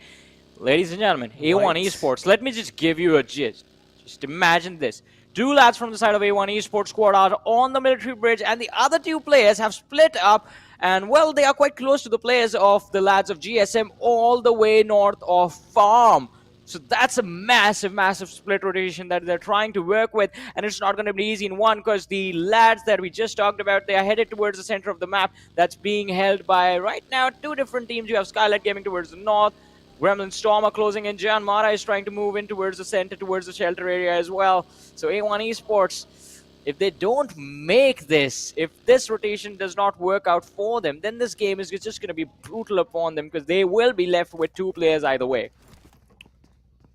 Speaking of which, I mean, we were speaking of splits, and personally not really big fan of splits if the two players are way too far away and they're not really able to provide cover. And A1 eSports taking a big risk for a big move here. They wanted a good spot inside the circle. That's why they sent two players in the front, while the rest two from the back will try to make it to the other two. Pretty much trying to reunite inside the circle in a decent spot. But instead, if these two players would have been caught off guard and would have been taken down or gunned down, then things could have been way different. A1 eSports could have had another bad start. But now I want to see, with this type of an adjustment, is this going to work out well, or is it going to be the classic A1 moment? Well, let's see. I'm still waiting for that first shot to be fired and that first body to drop. Oh, it's going to happen soon, I believe. Or maybe not. All right, there it is. The first knock secured by Vadu from the squad of Jan Mara, as the lads from 1952 are starting to struggle. We have Devil Boy taking a lot of damage, drops down to around 50% HP. No fear, he's going to be able to find another knock. But for now, the fight does come to a standstill. Jax, he's covering the door with the UMP, finds an opening but goes down instantly. 1952, they're down to their last player surviving. And Jan Mara, they're just walking away with an easy W in this fight. Wow. Wow. Every single player with their heroics just coming out on top in that previous fight. Yeah. Shutting down, making it look like a piece of cake against 1952, a team that has been in form, a team that has been feeling themselves throughout this entire PMPL.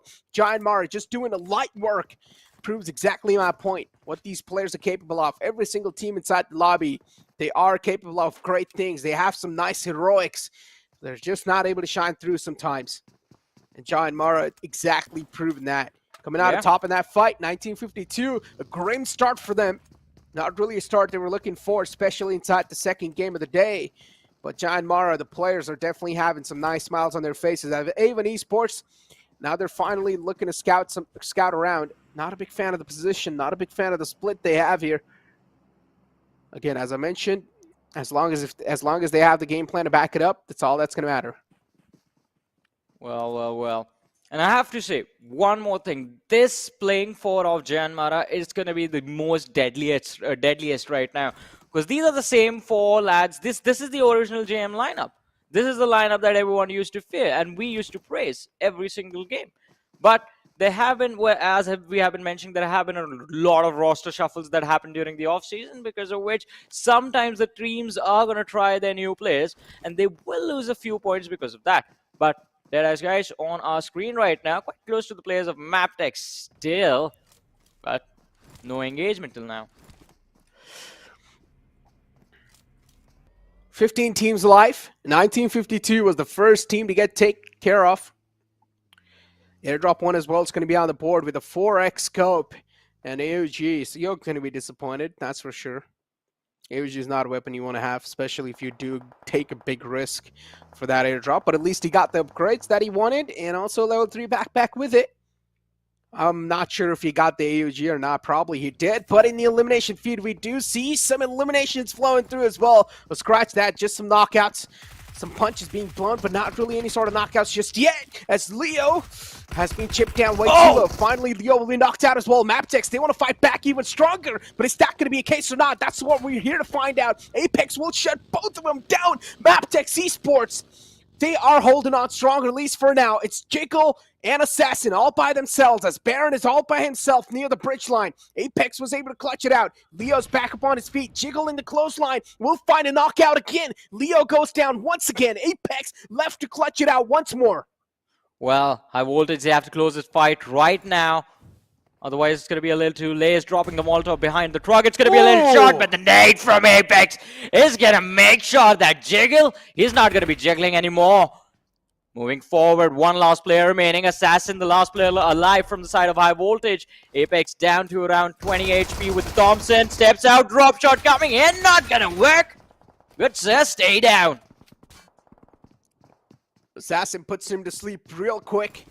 Jiggle's still knocked out. The big man, the IGL of the game, is knocked out, and that's going to be it. MABETEX eSports able to wipe out the existence of High Voltage, but at a big cost, as Baron is going to be the only man up and alive. Gives me a little bit of deja vu what happened in the first game of the PMPL, where Baron was all by himself and almost spoiled the game of TDK. It was not the first game, but yeah. Do remember what exactly happened. Baron, as always, the final man up and alive. DRS on our screens. Rules OG went down.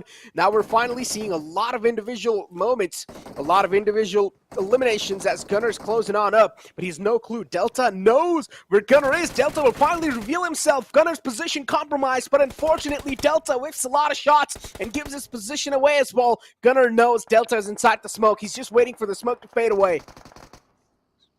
Oh, it's going to be quite interesting. Gunner, he has the line of fire available.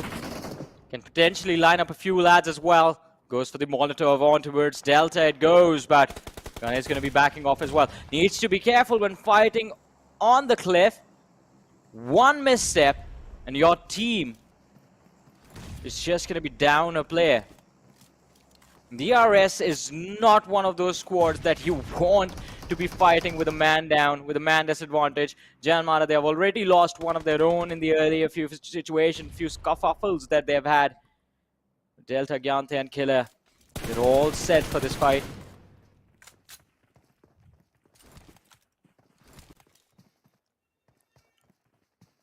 Still out.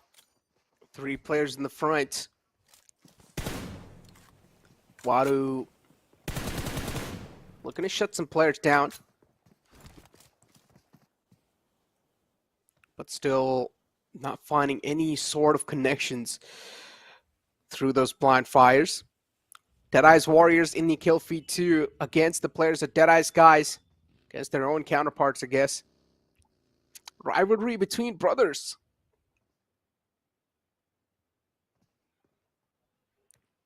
Well, let's see. Both the squads being extremely patient, just keeping an eye on each other, seeing where the other one is going to go.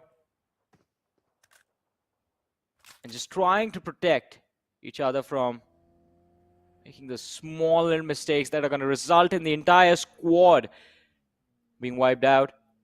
A1 eSports Sinister, though, he's down. Knocked out in the open, has to cross the street. Oh, that nade was a little too close. His HP bar, it's getting depleted slowly and steadily. Koha, he's getting close to his teammate, but this is going to be a very tricky revive for him. The smoke wall has been created. Oh, bad move. One lad finished, the other one almost knocked. How? Why? A1, why? Why do you guys get yourself into situations like this? It just frustrates me. That's a bad decision making right there. Not just that, Johnny. The amount of smoke grenades they used. Yeah. The amount of utility that's being used in that fight. It's incredible. I mean, you guys are wasting those smoke grenades, especially when you know when it's next to impossible for the player to crawl back. 2 to 3 smokes to create a smoke path, understandable. Yeah. But they used over 5 or 6. And that is insane. And not just that, even the second player goes down. A1 eSports, what was the player doing all by himself in the front lines in the first place? And even if he was, why did he not decide to play safe and just stay back and try to hold it off? Exactly what I was about to say. They should have played it safe, stayed back. Sometimes you have to admit that your teammate who went down, he's beyond redemption, he's beyond saving. If you go there, you're gonna get taken out as well. And exactly what we see happened over there with Koa as well, as he was knocked out. And then, I mean, the other squad, they had the height advantage, so they had the perfect line of fire, the line of vision available to gather the information as to exactly where Sinister was crawling. So it was easy for them to line up the nades, line up the utility, and drop them. But let's see, Janmara, an interesting moment coming here, as they are, well, it looks like they're trying to close the distance against the players of DRS, or are they trying to split them up? And not just that, I mean, reanalyzing that fight again, the player was on top of the building, on the top floor, chucking in those nades. Where's the cover fire? You know there are nades coming in from top of the building. There should be some sort of cover fire to suppress the guy down who's chucking in those nades. But there was no sort of cover fire available. These sort of mistakes, man, they always just shine through, and it's really easy to point out. But again, godlike stalwart though. All 4 players up and alive as action's been chipped down really low. But he just barely crawls back to safety. Stalwart does not want to take any sort of extra risk just yet. VENOM Legends as well now invading the same territory here. TRZ in the clotheslines once again. There's VENOM Legends. Frank Boy is pretty close. All he needs to do now is just keep his position anonymous, not move quite a lot. He's being barraged by a lot of utilities, but unfortunately, I'm pretty sure TRZ will not have a lot of nades left anymore because they already chucked in a lot of nades against the players of A1. Yeah. One more nade and Fragboy is going to be knocked out. Otherwise, he's going to have to commit a lot of healing utility just to stay alive. He needs to move around that wall, reposition himself in away from where the lads of TRZ are not going to be able to bother him anymore. Oh, the smoke wall being created, and he runs across quite close to his teammates. But on the other side, Gangsta is going to be dropped, and Mamba just striking with a wonderful nade. Atomic trying to go for the finish secure on that knock. Dwindle down the numbers of VENOM Legends, bring the numbers down, and then you have the right to push from the other end. Fragboy is going to be taken out as Gremlin Storm show up for an easy third party on this situation. Third parties after third parties. This is what exactly happens near Yasnaya. Remember, Johnny, I said I want to see a Yasnaya circle above it, and it seems like the PUBG gods have blessed me with their blessings. As almost, there's a possibility that the next circle might just shift up north, or maybe can be an urban finish too. I'm in love with any sort of endings like those, either a complete open ground or an urban ending. I think it's going to be an urban finish. Yeah, I love urban finishes too, man, because you can never know from which angle you're going to get peeked from and which angle you're going to get taken down from. Especially it's just threat all across. Yeah, especially in the city of Yasnaya, where there are a lot of window-to-window combat situations. You have to be extremely careful as to where you're looking and which angles you're going to be exposed from. Because sometimes you are looking through one window, just trying to see if you could clear out the farms, and then from your left, you get shot in the face and get destroyed in a matter of seconds. Gremlin Storm have a nice hold over the apartments on the right side. As well, with a 2-2 split. Not sure if I'm a big fan of that split or not, but DRS Killer YT wanted to slip away with that one, but he got caught pretty easily. Deadeye's Warriors in the clotheslines of finally Raw, and they're going to find an opening up against them. Now, Sus is the man who's really close, but is he going to be able to hold things off or not? Sus going for a revive on Liquid. Trying to be as quiet as possible. The cat's there too, but Deadeye's Warriors, they're looking to breach in. Another nade to seal the deal, and it does. Deadeye's Warriors, the pack of rookies this time, are making their enemy look like cookies. Well, definitely look like cookies, and they are hungry for those sweets. Just securing a few more points. 3 finishes still now for DEU Warriors. 11 teams, 36 players remaining in this match, ladies and gentlemen, as we reach the 20-minute marker in a few short moments. Look at that godlike stalwart. They're closing in. In fact, they have pushed upon the compound that was under the control of the lads from Gremlin Storm. up until now. Now, Dictator is going to be feeling a lot of pressure upon him as he knows 4 of the most deadliest players inside of this lobby are on his tail. Gremlin Storm knows that they're all 4 players just trapped underneath this apartment. One single good nade can find the opening, but is that nade going to be the one to land on the sweet spot? It does! Knight finds one, now is getting a little bit too ahead of himself, has a DBS2 to support him in the close. Oh, you're doing, Scry! You're never supposed to show your back like that. There is someone on top as well, but he should have watched the door line all the time. Did he not hear any sort of footsteps? Knight with the DBS is just popping players away, looking to blow some minds away as full. Top, though, is still in the clothesline. Has the UMP in the hand. Unfortunately, missed quite a lot of shots with DBS once again. Pika given another chance to fight back, and he does. Top looking to clutch things out. He might just find one over here, but no, the DBS is going to shine through even stronger as Memo will find another man. The shotguns in the close range in this sort of an urban finish are always OP, and Pika is going to be the last man up and alive. Well, I did not think this is how things were going to go, especially with the DBS taking down 3 players. Now Pika, the last player surviving, another shotgun popping out. Memo has to be extremely careful. He needs to be up close and personal if he wants to go for the finish. What is Gremlin Storm up to? What has happened to these players? What a breach. What a breach. What a mad lad. He just ran in. I thought he was going to go down, but no. And as you said, Necro, never show your back to your opponent. Should be rule number 1 in this game. Not just that, did he not hear the footstep approaching Yeah. him from the back? That is the main question. He had his back towards the door. There's no way he did not hear any sort of footsteps because the man was just straight up gunning it down towards him.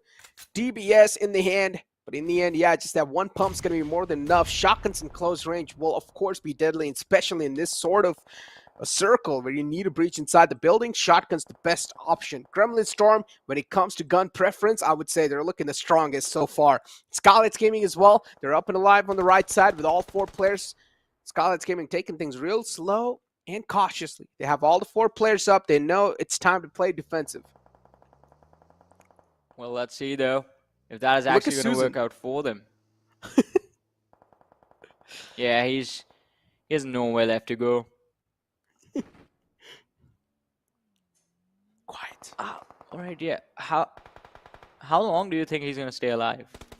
I'm not sure, man. But I'm pretty sure he's trying to be as quiet as possible. Yeah, you cannot.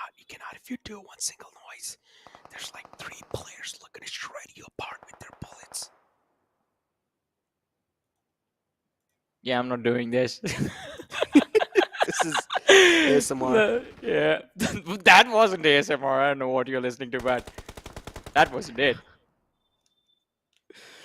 Oh boy. But yeah, Susan's still just tucked in the corner. One single nade can definitely seal the deal, but TRZ has no clue because Susan hasn't moved an inch. He hasn't moved a muscle.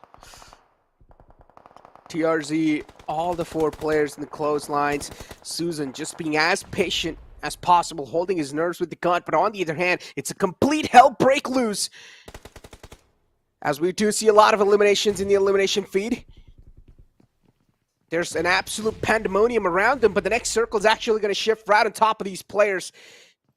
And this is something that is really good, especially for Susan. If you want to keep your position anonymous, you can just stay here for as long as possible. On the other hand, you have Slipknot too. And Raw lost 2 of their players. Deadeye's Warriors is going to be really aggressive, but the cover fire from the back lines is even more stronger, as now WIZZES Club might just be on the receiving end this time, but unfortunately Sneaks went down out in the open on the street. Deadeye's guys now on the receiving end. Man, that shot from the side of Deadeye's guys was so quick. I got scared for a second, but let's see. DEW, they're bleeding now. The nades being brought upon them by the lads from TRZ, one after the other. The lads are getting taken out left, right, and center. 2 players knocked out, 1 finished off, 1 getting a revive right now. DEW, they're going to be up to a 3-man roster after this one, but TRZ, they're going to be prepped and ready for action to take this fight along. But let's see, we do have those sneaky little individuals still present in the mix. We have the lads from Stalwart eSports, Pika just hiding the mix, Baron from MABETEX, and Susan from VENOM Legends. If any one of these lads finishes off Mad Cat right there. TRZ, they're going to be in a world of hurt. They're going to be surprised and distracted as well, but let's see what's going to happen. The blue zone is moving in. For now, TRZ, they're quite close to the edge of the circle. Should not be difficult for them to hold their position, but Gremlin Storm, they're going to experience a lot of action, especially along with the lads of Skylightz Gaming. Oh, this is too close. Mamba, you have to be extremely careful. The nade pin being pulled. Pretty sure Nirzet, he heard the sound and has backed off. Hides inside the cover, now comes back with a nade of his own. Which one of these two lads will be the first one to connect? That is what will decide which way the fight swings, and it's going to be Nirzet finding the opening as Mama goes down. Utter chaos all across the board as TRZ, they are still inside the house. Mamba has went down, as you mentioned. Rare barely surviving as well. Wants to go for the rest of the fallen man. Deadeye's Warrior, they catch a big fire from the side of Raw. Unfortunately, we're not really taking care on the top of the left lines, but Doc now knows exactly that there are two more players available on the left. This sort of an urban finish always has a chaotic ending, and we also do see the players of Skylightz Gaming 2 getting counted out slowly and steadily. Raw, they're looking to establish their dominance back inside the game once again as WIZZES club, they as well want to stop the entire push of Raw, but Raw, they're looking unstoppable so far. Pika, the solo survivor, looks pretty cute and innocent with that low HP, but wants to stay alive for as long as possible. He knows a lot of elimination will flow through even if he survives for a little bit more. Well, but shots from off ahead are going to force him down from the high ground. Now it's going to be down to WIZZES Club to take on these lads from the side of Raw, and Domain, he's going to be for the one, finding another knock.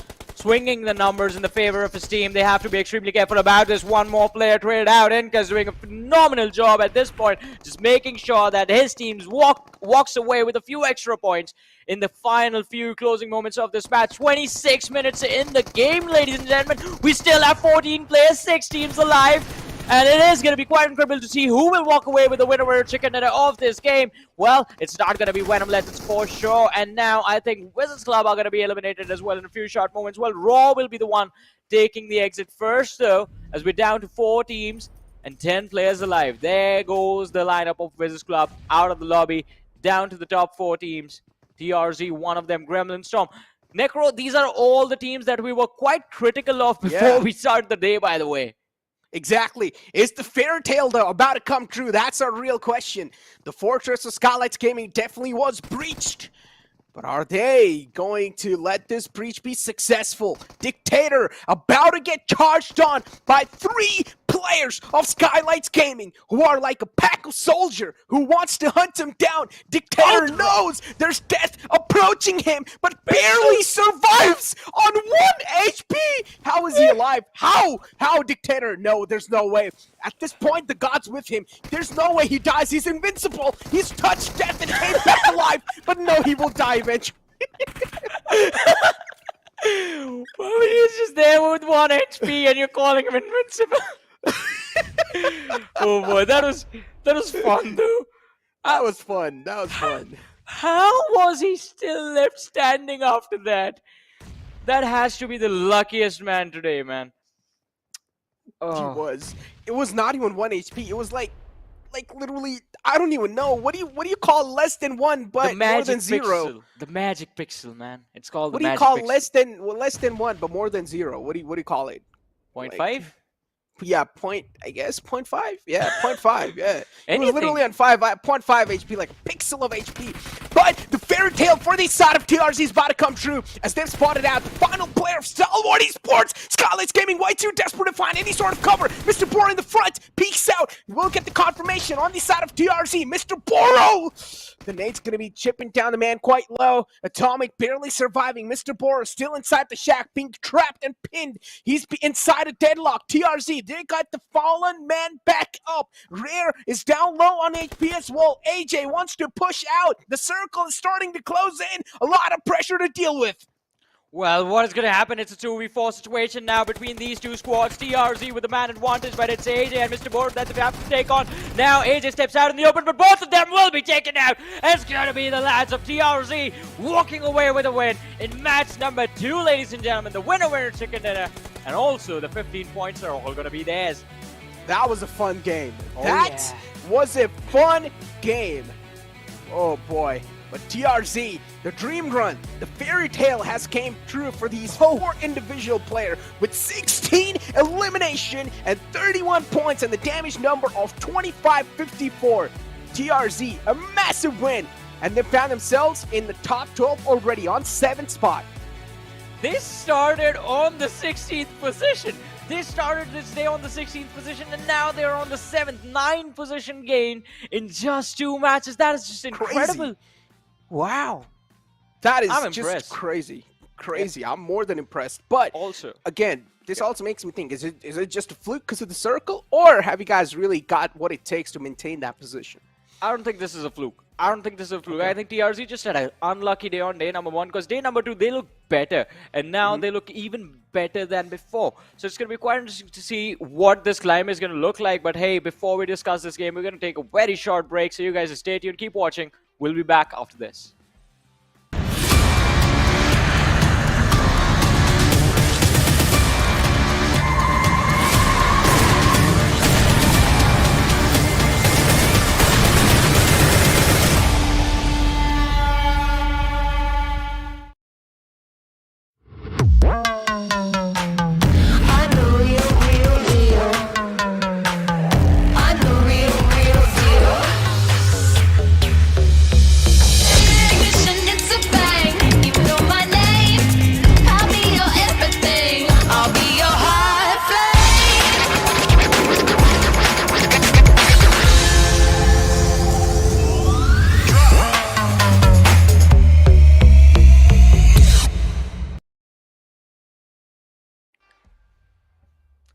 Welcome back once again, ladies and gentlemen, to the PUBG Mobile Pro League South Asia Fall Season of 2022, brought to you by the Oppo F21 Pro. This is Super Johnny, joined by Necro alongside with me. And ladies and gentlemen, what a game we have just had. The first Erangel of the day was very intense. It was intense and entertaining as well at the same time. We saw some moments of invincibility and we saw some moments of big pandemonium, and we saw some moments of big chokes as well, especially from the side of A1 where they just got wiped out. But I don't want to hear. I'm going to stop being rude towards A1. But moving on forward with the competition, TRZ, finally the fairy tale has came true as they have secured a chicken dinner and already made an entry inside the top 10. That means after one more day, if they're able to maintain their position in top 12, they are eligible for the bonus game too. With that being said, MVP in front of us, Atomic NB, deserves to be over here with 5 elimination points and 7 knockouts. Well, it was an impressive run from the lads of TRZ, and we've seen time and time again how good Atomic can be.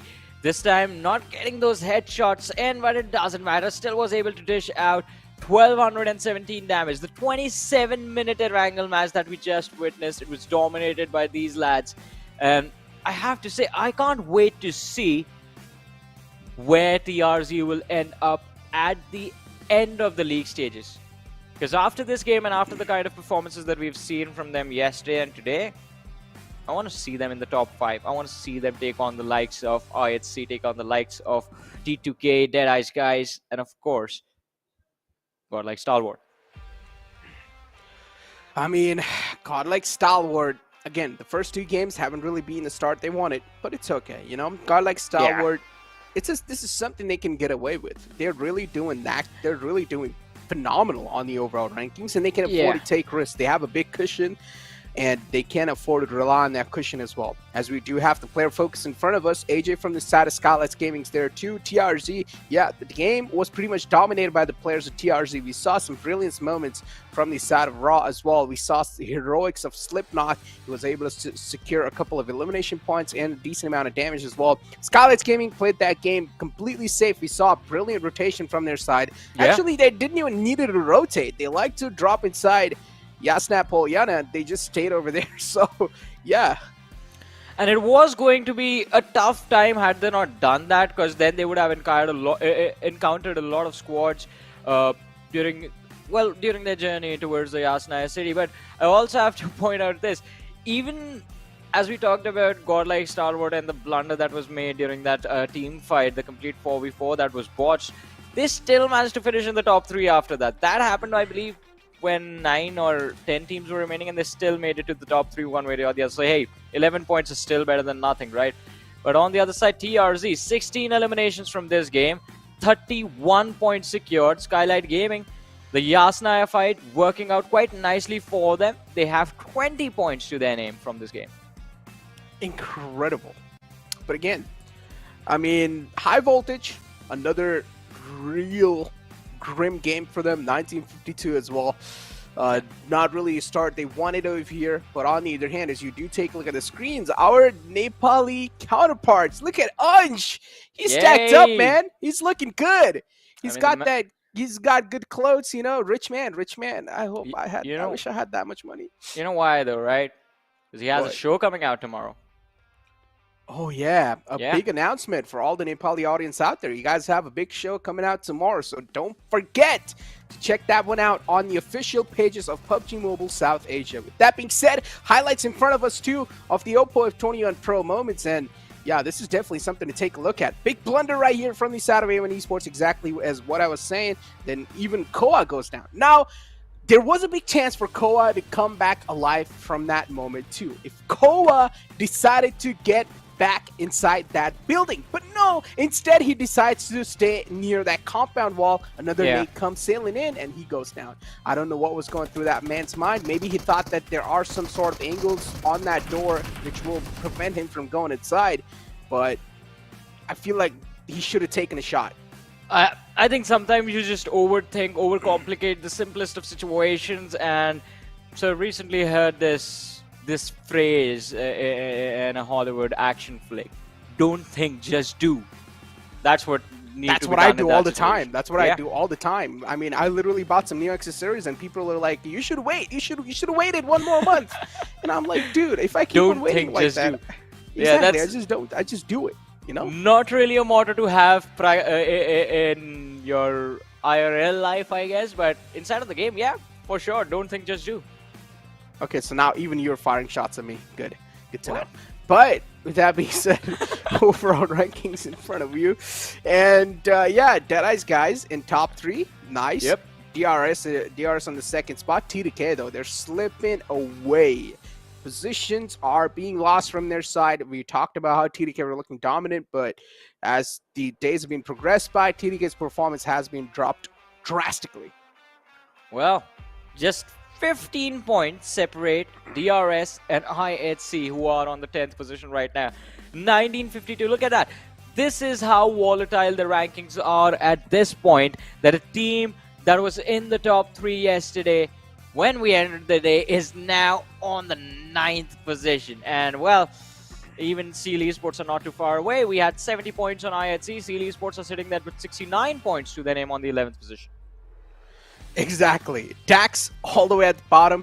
We haven't seen any sort of movement from their side just yet. We haven't seen any sort of presence of life in DAX yet. A1 Esports, they are getting the spotlight. They are getting engaged in the fight, but they're always choking those fights. Gremlin Storm, a solid previous game. VENOM Legends, okay-ish ending, I would say, but still not enough because they're still on a downfall. Raw Officials too, not really a game they wanted. High Voltage, still, again, having a really bad outing from the entire PMPL. And I'm going to say this again, the only reason I'm focusing on this team so much is because we have seen some incredible is an understatement. This team is just massive. This team is solid, but they're still not able to perform inside the lobby. Maybe it's just that the lobby has gotten way too tougher, or High Voltage, they're having a little bit of issues within themselves.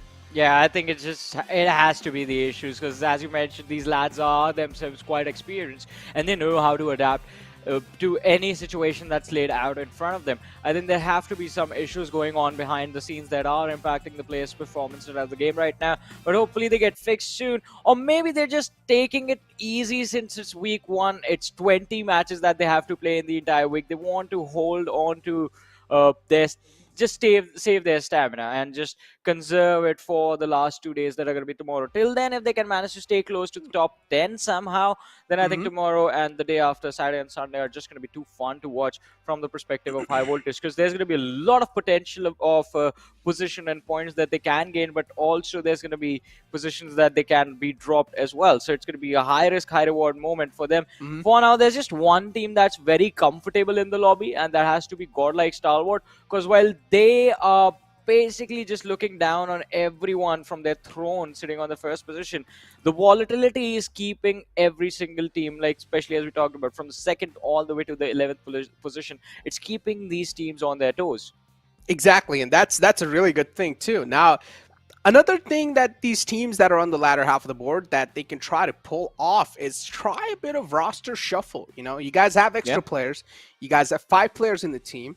Try a little bit of roster shuffle. Shuffle one player out. It's not a bad thing. If you're just experimenting things over the fly, it is definitely something that is really good. And even you're going to be able to catch your opponent off guard because you're going to have that one mysterious card being revealed outside. And now is the right moment. If you want to secure that week 1's bonus game, then you really do need to start experimenting around if your basic strats are not really working out. Even eSports, especially if I'm not wrong, they do have a couple of extra players as well inside their roster, so they can rely on those roster shuffles right now. This is not a word. The roster shuffle is something that I don't really prefer and I don't really like as well. But if you're in a really bad situation and if you're stuck there, it's not a bad option. Maybe you should try it. If you're in a really bad situation, you don't really have a lot to lose, right? Just try switching things up, see if it works out or not. If it doesn't, you can always come back to the original plan. And if it does, well, hey, keep going for it. As long as it's working, just start holding on to those points. Whatever you get, just accept it with open arms. But apart from that, we will have the next map that will be played on, well, you didn't guess it, right? It's going to be Erangel once again. Because the schedule this time around, it's going to be a little bit different. We won't be going with the same rotations every single day. The rotations will, the rotations for the maps will be changed. The groups will be changed every single week, and of course, at the end of the week, there is going to be the Livik extra game that's going to happen for the bonus points for the finale. But, ladies and gentlemen, in this particular match that is about to happen, Group number C, Group C will not be playing. So TRZ, right after they win, they will be forced to sit down. DRS is going to be not, they won't be playing as well, along with DE Warriors and T2K. But with that, I+C is stepping back. eSPORTS are going to be entering the fray. Elementrix and ATRAX are going to be entering the fray as well. We saw the drop that I+C eSPORTS had in the overall ranking. So this is going to be their opportunity to gain the momentum back, gain the points back, and climb up the ladder once again. I mean, the opportunity is definitely there too, considering they have one more day to go and a couple of more games today as well. Opportunity is there. We know how easy it is to breach inside the top 10 as well, because all you need is one solid game and one good ending, and that means you're pretty much going to be there, or at least close to that top 12. Once you're close, you're going to have that booster of confidence as well within yourself. You will see the light at the end of the tunnel, and you would want to do even much more better. With that being said, Johnny, it's time for the real deal, and it's time for you to make your prediction. Ooh, let's see. All right, so Necro, why don't you go first this time? I mean, I've been going I don't want first, to jinx you, man. through the entire tournament. You know what? I'm going to do something out the box. I'm going to pick a team that is completely different. High voltage. Lock it in. All Big right. bet, big gamble, high voltage. Go ahead. All right, you go for high voltage. I think I'll go with, let's see, I'll go with I+C. I'll go with the safe pick. I+C, yeah, definitely a safe pick. I mean they need this game as well. They are on the 10th position. They don't like being anywhere outside of the top 3, so I believe they're going to be coming into this game quite pumped to get those points back. they definitely will. I+C is not a bad option, considering now, if I'm not wrong, as we did see the overall rankings, they were pushed all the way down to 10th spot, and that is not a spot I+C would like to be in. So I+C would really need to make a comeback here. They need a solid game, as we have the roster as well in front of us. Alex, Demo, Godless, and Icy, and even I+C, they have some solid players left over as well. They have Ably, they have Sanchir that they can experiment around with if they do want to. Ably's an old man inside the roster, and he has been a phenomenal player too behind the success of I+C. So if they do want to experiment around, they have two solid players. But that being said, the planned fly path all the way from up north, ending all the way towards the Sanhok military, Johnny. Well, let's see how this game is going to go, as we do have Skylightz Gaming taking an exit towards the Stalber Hill area. Dax dropping down towards shooting range. WIZZES Club, sorry, they're going to be headed towards the Georgopol City. I+C headed towards Georgopol as well.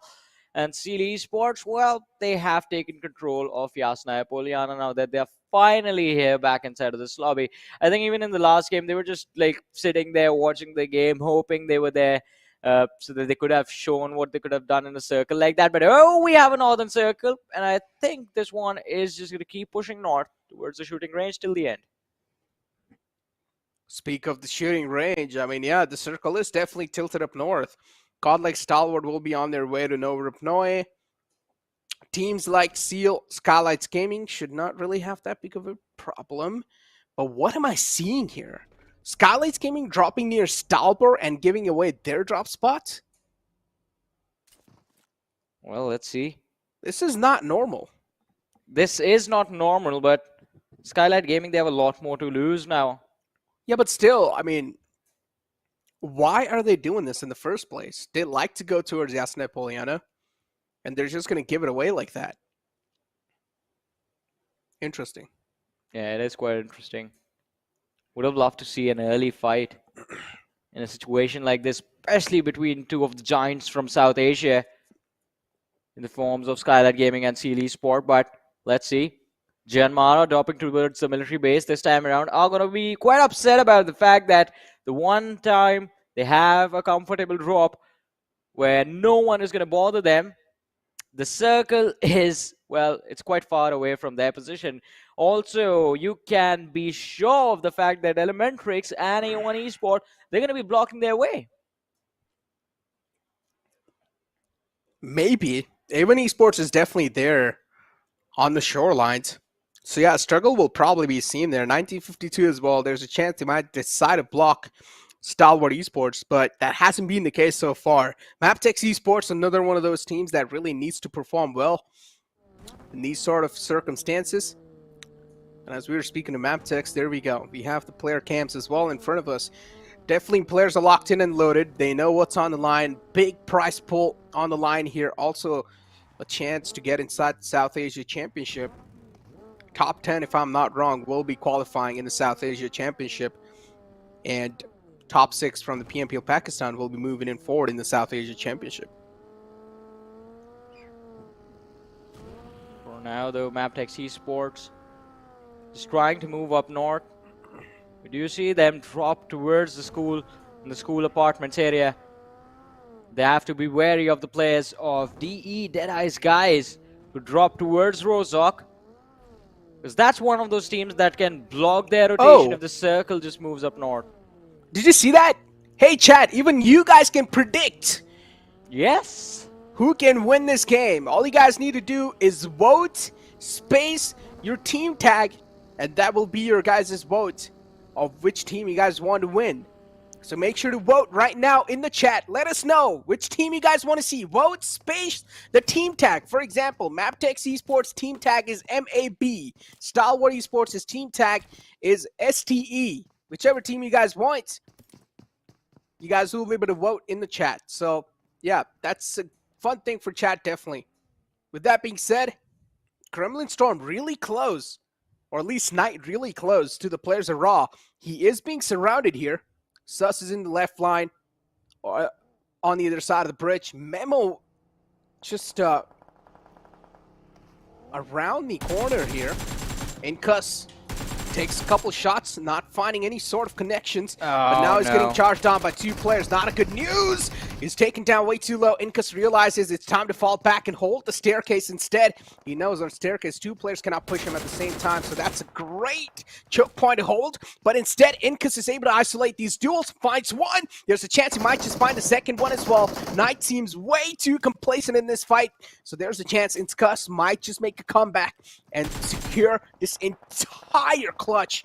Incus, though, wanted to go for the confirmation, but no, instead he will try to play things a little bit more safer. But finally, we'll go for the creep and get the confirmation flowing. Knight knows exactly where Incus is, but this nade might just be the sealer. Well, let's see, as you said, this nade is going to be the one that seals the deal, and yes, it is! A 3-pointer from quite a decent distance, connecting on Knight, and it's going to be an easy finish, secured by Incus for his team.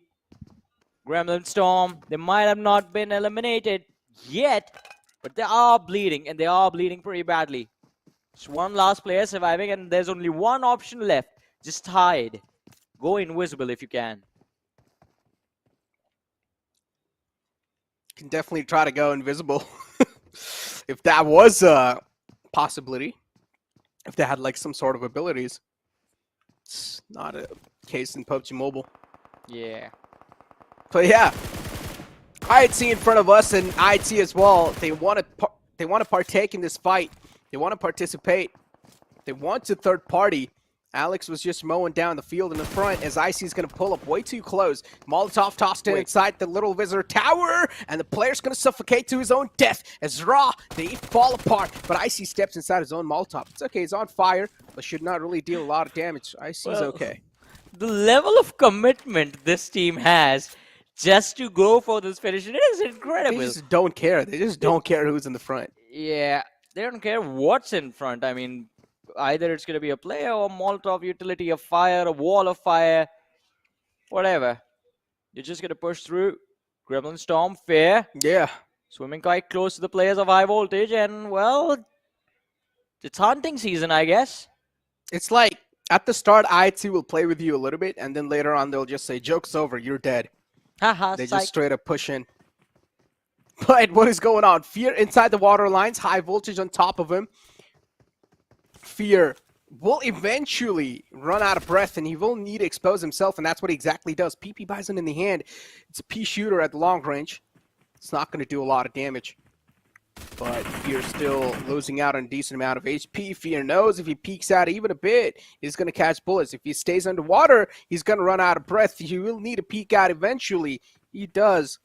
Catching a bit of breath. Fear peeks out. Shots taken. Where is Fear supposed to go? Where's his team? Where's the cover fire? Does he even have a team available at this point? No, it's going to be the answer. Gremlin Storm out the game. He was the last man alive. Yeah, the last player from the side of Gremlin Storm getting absolutely destroyed. And high voltage getting their first point of this match. Quite a decent control of these ruins for high voltage, and they can be in this position for a while now as well. Let's see Assassin going for a swan dive to check the crate, see what the opposition had. If he likes it, he's going to take it. If he doesn't, he's going to leave it right there and then move forward. Them's the rules. Simple, easy, and quick. Still, though, Stalwart eSports, a pretty late rotation, actually. Yeah. From the blue. Rotating inside the circle, and luckily the path in front of him is pretty clear as well. So Stalwart eSports knows, at least as long as they're inside the circle, they should just try and hold it. Same thing goes with VENOM Legends as well. Late rotation inside the circle. But what the problem is going to be, that finding a good position even inside the next circle. That's going to be the main big issue here, because it's already starting to fill up with a lot of teams. Eventually, the circle is going to run out of space, and it's going to be an absolute cluttered chaos. As Giant Mara as well, they're going to start to close in towards center. Snap YT was on his way. But our Stalwart eSports and VENOM Legends is going to cross horns. Well, let's see. I mean, it's going to be quite interesting. As you mentioned, both the teams traveling together, basically on the same pathways, just parallel to each other, unless one of them decides to take a turn. Then it's going to be a collision. On the other side, though, I have to say this. The circle still having a central shift doesn't really do quite a lot for a lot of the teams. It doesn't give them safety. It doesn't give them confidence in their position, because there is that cheeky river right down the middle. And you know, after the 4th, 5th zone, the circle has to choose a side. It will either go up north or it will move down south towards the ruins and the water city positions. But there's still time before that happens. 10 minutes in, only one team eliminated, which was squad of Gremlin Storm. MABETEX on our screens. Having displaced the players of DE from Rozhok, have now taken control of the city for themselves. Oh, Baron, he's going to spot out Joker and Trulove across the hill, going for those burst shots, but does not really connect anything on the opposition. Instead, has now given away his position. MABETEX eSports, as you mentioned, positions definitely being revealed. Deadeye's guys in the front. So far, this game has been quite a slower pace compared to all the games today we've had. MABETEX. Now again, MABETEX knows as long as they're inside the circle, that's all that's going to matter. And I would say that's the wiser option. If you're inside Rozhok, almost close to the center, Wally's in the front lines too. They're having a nice 3-1 split. Wally should not reveal himself. Even if the other teammates do, it's okay. But if Wally does, and if he goes down, getting him back up on his feet is going to be next to impossible. We do see Giant Mara and Stalwart Esports closing up on each other as well. And this is not going to be good news. Stalwart Esports, backs are exposed big time. Giant Mara, they have a nice compound to hold. But Stalwart Esports, it's not a fight. They want to fight. It's a bad fight. Fighting this fight means you're exposed from the backlines too, and there's a big threat of getting shot at. Oh, well, there we go. Gunner trying to gun down his opposition, but Top, he does manage to survive, does manage to walk away quite quickly. In fact, Snipe YT in the middle of nowhere needs to get to some, well, at least some sort of safe haven for himself. Otherwise, this dip is where we will see his grave in a few short moments. But let's see, he's moving towards his teammate. He will be able to get there right in the nick of time. And look at that. We do have a western shift of the circle just swinging towards the Georgia Pole City and the containers area. That's going to mean Elementrix and WIZZES Club. They're going to be the happiest bunch right now in this lobby. Look at this, IHC Godless. He's waiting patiently, sees Wally, shoots him in the face, and that's going to be a finish secured for the lads of IHC. In fact, another one. Now they have 2 points instead of 1. IHC, all 4 players looking healthy, having a decent hold as well. Dax! They're getting charged on by the players of A1 and B, but they're also getting shot at by IHC all the way from the far fray. A1 not a good breach on their side. Dax, they're doing a great job holding it off this time. When Dax is ball, things are crumbling apart for them. Both these teams are making an insane amount of mistakes, and that's awarding both of them. On the other hand, IHC as well looking to close up on this fight. You do see a big hustle moment from their side too in the back lines, but Dax will finally be successfully able to hold this entire compound. A1 Esports, not a breach, not an opening they wanted. And that was a pretty questionable push as well from their side. Just a blind push, YOLO moment. Yeah, it was a blind YOLO moment, and I don't know how Dax came out of that alive. A1 Esports, they had the advantage in that fight. Good cover, they found the opening knocks as well. But then no conversions from there on out. On Top takes a few shots to the face. He's going to be forced to run behind the cover. Dax, in the meanwhile, they're going to use this safe haven that they have created for themselves to heal up, bring their HP bars back to 100% before they go charging out of this compound. And they know the lads from the side of Deadeye's guys are going to be waiting for them outside. Look at the radar. These two teams are extremely close to each other now. And DE, they know exactly where to aim. They're going to hold those exit spots to make sure that Dax did not escape from here. Deadeye's guys on top of the hill. An okay positioning, definitely, but if they do start getting surrounded from teams, even in the backlines, then that position might just backfire on them. But they are trying to plan things out a little different. They are sending guys around the entire hill as well to scout the surroundings, so they can have an early info on what's going on around them. But right now, they've got the players of Dax just trapped inside that house. Dax looking pretty okay. After that solid defense against A1 Esports, they should have their confidence boosted up high as well. Every single team waiting for the next circle shift to hit the deck. And as soon as it does, it's going to create an absolute chaos inside the lobby as they're going to start to book it inside. Elementrix already starting things off on the kill feed. As the next circle is going to shift up north on the other side of the island. That means all the teams that are on the other half, like VENOM Legends, Elementrix, Stalwart Esports, MABETEX, even High Voltage, they will now need to cross the water lines and cross the bridge. Those are going to be the chokes. Those are going to be the choke points of the map.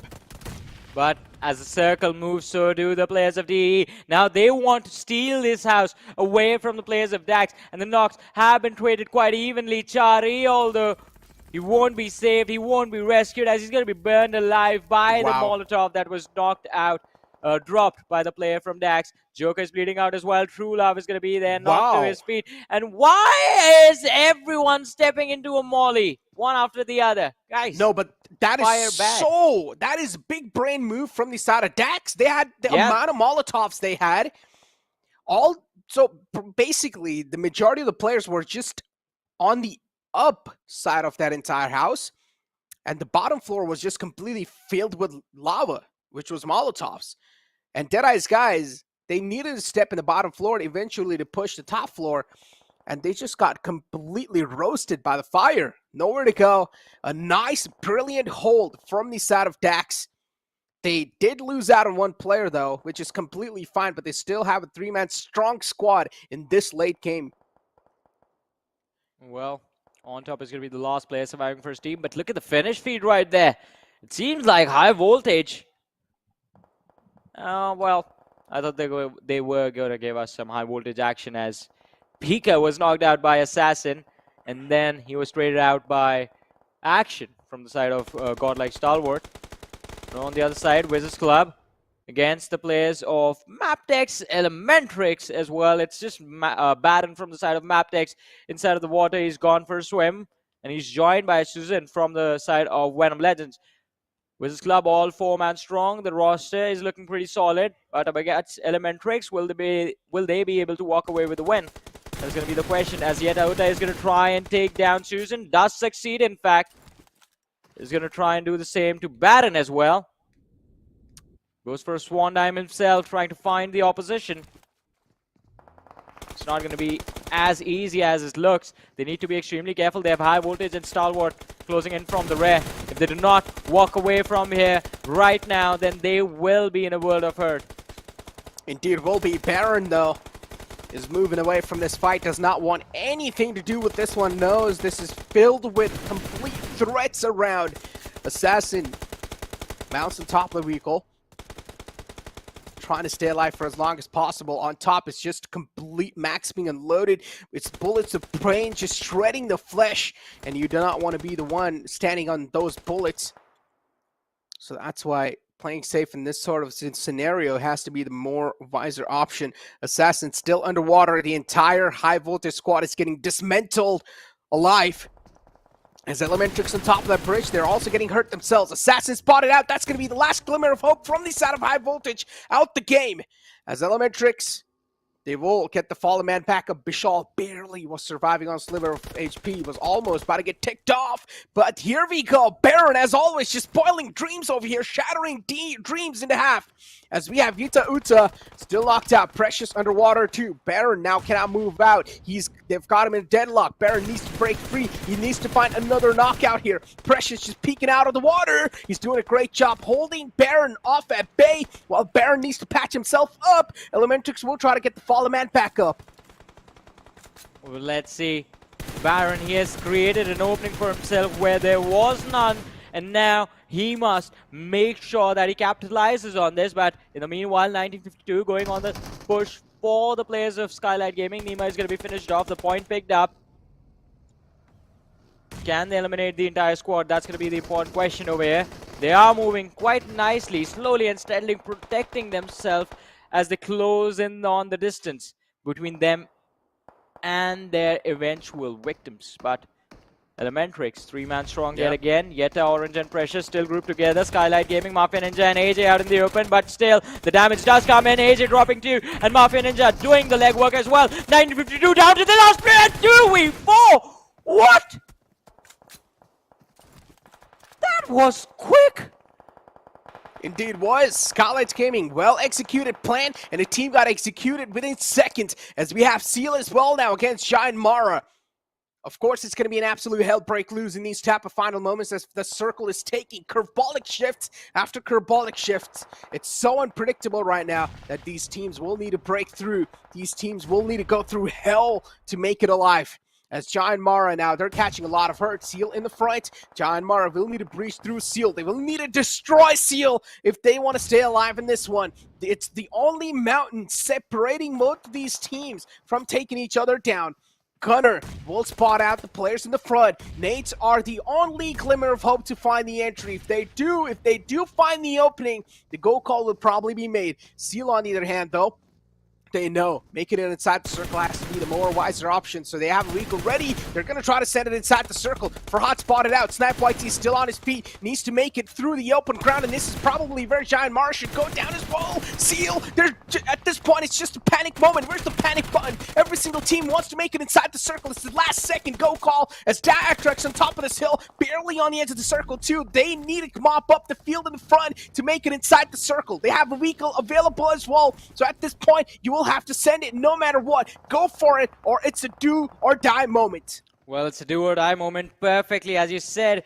A fight of desperation coming in from the players of Dax. No fear. He's going to be just hiding there inside of the smoke. Steel eliminated on the 9th position. We have 8 teams, 19 players still alive. A 1v3 situation for No Fear. And so far, he has managed to avoid every utility that has been lobbed towards him. And Return has been tossing a few of his own towards these lads from the side of Dax. Look at that. One more nade. Oh, perfectly timed. But No Fear has to be extremely careful. He has threat in the rear as well. Yeah, Dax a blunder coming in. Assault dropped his own teammate. Teams losing count on the zone. Just got eliminated. So many teams right there. So many teams just got caught off guard in that rotation. Yeah. Losing track on time, not really able to find that beat right there. But at the same time, it's understandable because the circle was just filled up with a lot of team. You needed to mop the floor to make it inside. You needed to just clean your way inside the circle. And that's what they try to do, battling their way inside. IHC now is going to be another challenger approaching here. Dax, they have 3 players up and alive. WIZZES Club Red is all by himself in the front lines. Elementrix 2 is in the close to try and challenge another fight. IHC, they want to get the fallen man back up, but is it a possibility or not? 2 player went down. IHC not really in a position they want to be in, as IHC, they're going to lose out on those players as well. IHC, one last glimmer of hope alive. The final player still standing on his feet. Dax, all 3 players still somehow, luckily, they're alive. Assault OP barely surviving. Elementrix, the biggest threat currently inside the lobby. Well, as you said, Elementrix is the biggest threat in this lobby right now. But who will stop them? If anyone can. Dax still 3 players strong. WIZZES Club quite close to the players of Elementrix, which is not quite healthy for them right now, as they are going to be taken down one after the other. Yetauta, he spots out the last player from the side of WIZZES Club, who's running out in the open, goes for the shots. The main has been knocked out as well on the other side. Finishes being secured and wrapped up by the lads from Elementrix, as they have 15 eliminations to their name. They've already won 1 game at the start of the day. Can they make it number 2? This Erangel, can this be theirs? They're looking quite deadly. Yet going for a push. Assault hiding in the smoke is going to be spotted out. The knock is going to be there for the side of Dax. Spike trading his teammate out. They still have 2 more players left in this fight, but Elementrix, they're in a world of hurt now. Orange is going to be there, but still with his teammates coming in from the rear, gets the backup, and the fight's momentum has been swung in the favor of Elementrix. 18 finishes to their name. 2 players left standing, but Skylightz Gaming out of nowhere, jamming in. They're going to take them down, and that is it. You might get the finishes, but you won't get the chicken. Skylightz Gaming playing this perfectly, third-partying this scenario as soon as they find the right moment to breach in. Deadeye's guys on top, still alive. The last player alive from the side of Deadeye's guys. If you guys remember, the push against the players of Dax did not work out. Since then, On Top has been the last man up and alive, and he's managed to stay alive till the 2nd spot inside the game. 4 players are alive, from which 3 players are of Skylightz Gaming. The man number is heavily favoring the players of Skylightz, but now the big advantage On Top has is that circle is a little close to him. If Skylightz Gaming wants to make it inside, they will need to cross through open grounds, and that's where On Top might find a little glimmer of hope to try and secure the chicken dinner. But Skylightz Gaming, they've got their hands on the vehicles, which they would probably try to send it inside the circle through a safer route, and that's what they're exactly going to do. 2 players inside the circle already. AJ on top of this high ground to provide some cover fire And this type of high ground is going to help AJ quite a lot. On top is exposing his back towards the hill. He has no clue that AJ is still on top of the hill. Maybe now he will. And finally on top strikes, finds one. There's a chance he might take down the second one as well, but the crossfire is perfect. AJ's cover fire is perfect. Skylightz Gaming playing that absolutely perfect. Flawless victory from the side of Skylightz Gaming. What a game! What a game, ladies and gentlemen. Skylightz Gaming getting the win in this one. 24 points secured, taking the team up to the 4th position. But still, I have to give props first to Elementrix. 18 finishes? That's not a small feat. That is a dominating performance in this game number 3 of the day, ladies and gentlemen. And also to On Top. Necro, I'll be honest, I forgot he was there. Yeah, On Top was doing such a great job and just slipping under the radar. But oh my god, today's day has been one of the most chaotic days possible, Johnny. This is fun. This is really fun, and I'm up for it. I'm up for it all the time. I want another Miramar game just like this. I want a Los Leones finish. Oh, that's going to be fun. But will we get that? We'll find out after this break.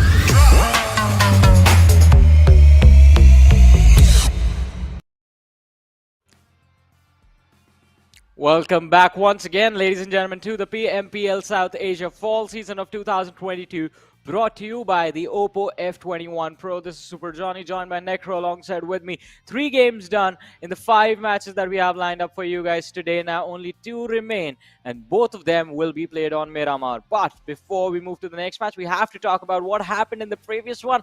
What an amazing game it was. Elementrix going on a domination spree, securing 18 finishes, and then Skylightz Gaming, they step out of nowhere, completely ruin their performance by taking the chicken from them. But still, within all this chaos, the top teams are not able to show up, Johnny. The top teams are not able to show up. Stalwart Esports, not really able to come out on top there. IHC, we saw some moments where they challenged a lot of fights, but again, they are just going for the fights. There, as I mentioned, there's a difference between the fights as well. Good fights and bad fights. And IHC is taking both of those at the same time, and that's why IHC, they're not really able to survive for that longer. But again, aggression has been the name of the game for IHC and Stalwart for both of them, so I don't think so it's really going to matter. IHC, as long as they're in top 12, the main goal is going to be to stay inside top 12. With that being said, the MVP of the previous game is Elementrix Erangel with 9 eliminations and 5 knockouts. Oh my god, that's a lot of emotional damage to other players.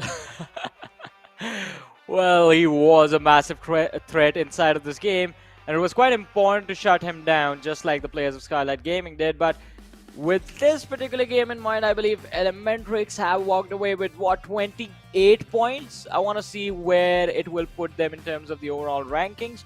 Because we did see Skylightz Gaming is going to be sitting on the 4th, but Elementrix were not too far away. They were doing quite decent since the start of the day, so it's going to be quite interesting to see if they are going to be in the top 5 or in the top 4, or maybe we're going to see them in the top 3 for a change. But it's going to be very intense, the next 2 matches, ladies and gentlemen, because of what just happened in this one. But moving on, players focus we have in front of us. Struggle is going to be there. Mafia Ninja on the 3rd. Precious from Elementrix with 6 eliminations to his name and 465 damage dished out. Exactly, exactly. In the player focus, you can see Mafia Ninja's there too. Right there. And again, I would say Skylightz Gaming a really needed game too. They were down bad, Johnny. And Skylightz Gaming needed at least some sort of a glimmer of hope, at least some sort of semblance. And they finally did show it right there in that previous game. So now that means we can expect a little bit of continuation of that process once again. We don't know how things are going to be looking like for the future stages though, but if today they're able to keep the consistency flowing even inside the upcoming game, then that's going to mean a big time things for the side of Skylightz Gaming. Match rankings in front of us, and we have Elementrix, of course, with the most amount of points secured with 18 eliminations. I would say that's the most amount of elimination in this PMPL. Yeah. As of now, it is. If anyone has to break the record, they have to go for 19 eliminations in a single game. But look at this, how impressive this performance was. They have the same number of eliminations as the next two teams combined. Just an absolutely impressive, dominating run in this particular game.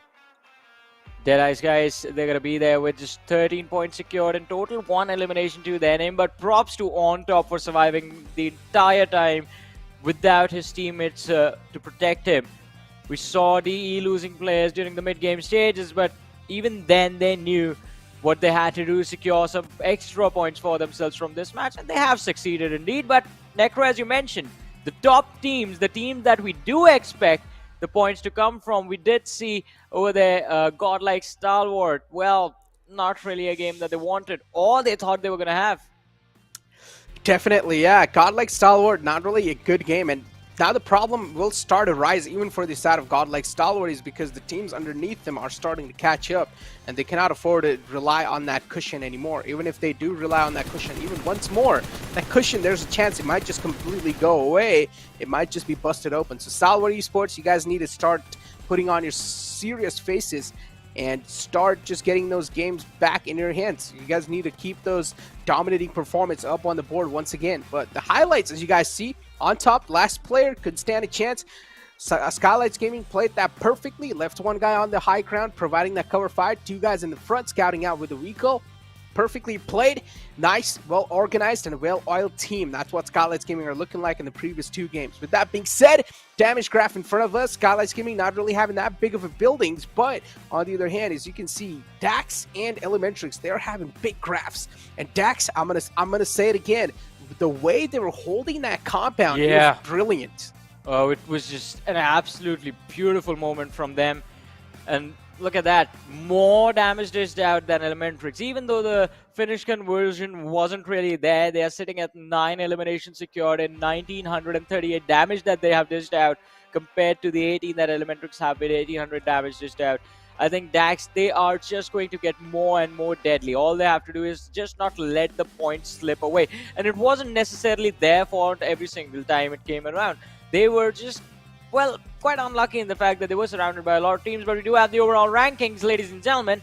And Elementrix, all of a sudden, even though it's just a 3-position climb, they are closing in on the players of Godlike Stalwart. 112 points for Elementrix. They have 44 eliminations secured, 62 placement points. Skylightz Gaming as well. Look at that, 8 positions gained in a single game. Crazy stuff. And as I mentioned, this was needed from the side of Skylightz Gaming. They were just down really bad. They were down in the overall rankings all the time. Even we started raising a lot of fingers onto them. Yeah. So this sort of a comeback was really needed in the overall rankings, and they finally did get it as well. As I mentioned, it's easy to breach inside top 5, but it's hard to maintain that top 5 position. High Voltage, on the other hand, though, still not really able to find that sweet game for themselves, and still on that 15th spot. I am actually really interested. I'm really intrigued. I want to know what's going on with the players of High Voltage. Well. I mean, whatever it is, they have to figure out a way to overcome it. But let's see what's going to happen. 2 more matches remain for today, ladies and gentlemen. The next one is going to be played on the map of Miramar. In fact, the next 2 games will take place on Miramar.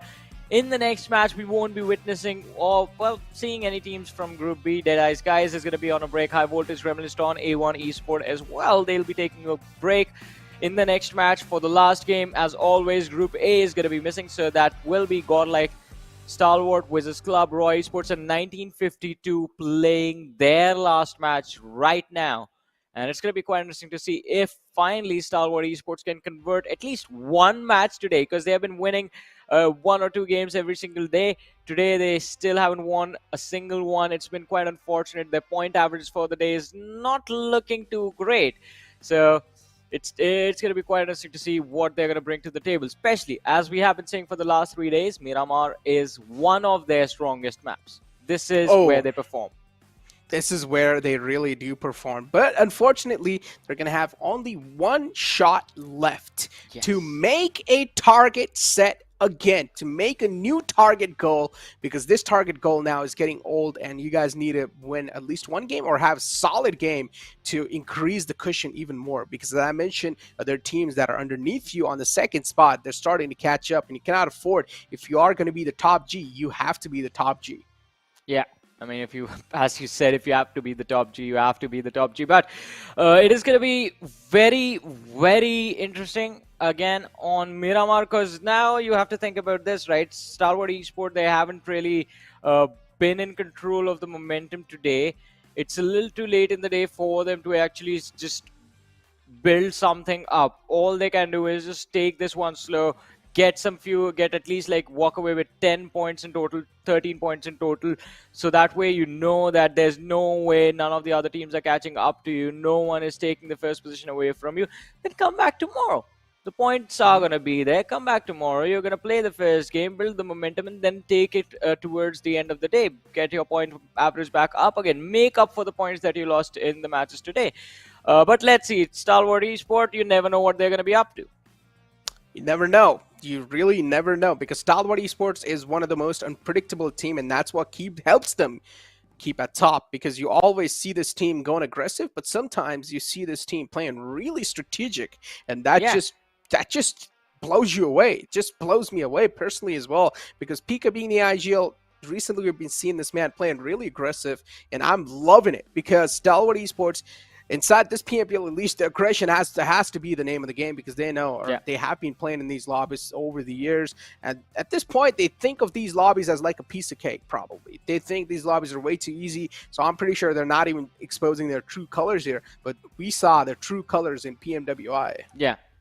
And again, I mean, even on those big international stages where teams like Nova's was there, we were quite intrigued. I mean, the first time they went, we were quite intrigued. We were quite interested to see what sort of performance we will get to see. And even then, they were dominating. Yeah. I don't think there's a single team that godlike Stalwart is afraid of or is going to hold a team fight against. They see someone, they just think one thing. Those are 4 points that we need, and we will find a way to get them. And you really do need to find a way to get them. But speaking of points, I'm still stuck on 1, and you're on 3. So yes, things are not really looking good for me as well. I'm like the A1 Esports of this guessing game so far. Wow, you just did that, right? Wow. I had to, man. Come on, I had to. It's okay. You know, just like A1 Esports, even I'm going to make a comeback. Trust me, I'm going to make a comeback too, man. On that board right there, just like A1 Esports, I'm going to make a comeback. So you're gonna My predictions, A1 Esports. You do realize that their standings change every single week. Your counter is going to remain the same. Listen, I don't care, all right? I'm going to be a believer. All right? You got to be a believer Alrighty, so you go for A1 Esports. Yeah. Godlike Stalwart playing the last game for the day. I'll go with Godlike Stalwart. Ooh, interesting. Wait, A1 Esports is not even playing inside this group. Yeah. Group B is not even playing. So, scratch that. My pick is going to be Seal Esports. Let's go Seal, because I feel like Seal is another team that really does need to come back here. So change my prediction to Seal, because A1 Esports is not even playing in this one. I wanted to be a little bit of hoper, but unfortunately I forgot. It got out of my mind that Group B is not even playing in this one. Yeah, so you get DQ'd from the competition. You have to take, like, this prediction is not going to count. Look, it's got changed. No, your first prediction was a team that wasn't even playing, so now it should not count. It does. No, it's cheating, man. I personally think so, that Stalwart Esports will be really solid in this game, but the chances of them getting a chicken dinner, I don't think so. The way they've been playing inside these lobbies, Johnny, it just clearly, today has been kind of weird. And from what I've been able to read through Stalwart Esports is that they don't care at this point. They know they are at the top. They know for them getting points is way too easy. So right now they're just relying heavily on their firepower. Yeah, and I mean, even that can get the job done for them a few of the times. And in Miramar in particular, that firepower from the side of Stalwart Esports has been their strongest thing that has been helping them win those games. So it's going to be quite interesting to see. But all of this works out if they are either inside the first circle or are quite close to where the circle is going to be, where the second and the third zone moves around. So it's going to be quite interesting to see exactly what the plane trajectory is, what the first zone is going to look like, and will there be an off position for godlike Stalwart. Because there have been multitudes of times when you have been wishing for the Los Leones finishes. We did get quite close, and those were the matches where we saw Stalwart sort of outshine everyone else in the lobby with how they rotate and how they take those mid-rotation fights. But again, it's a new day, it's a new game, and also godlike Stalwart are not having a great day today.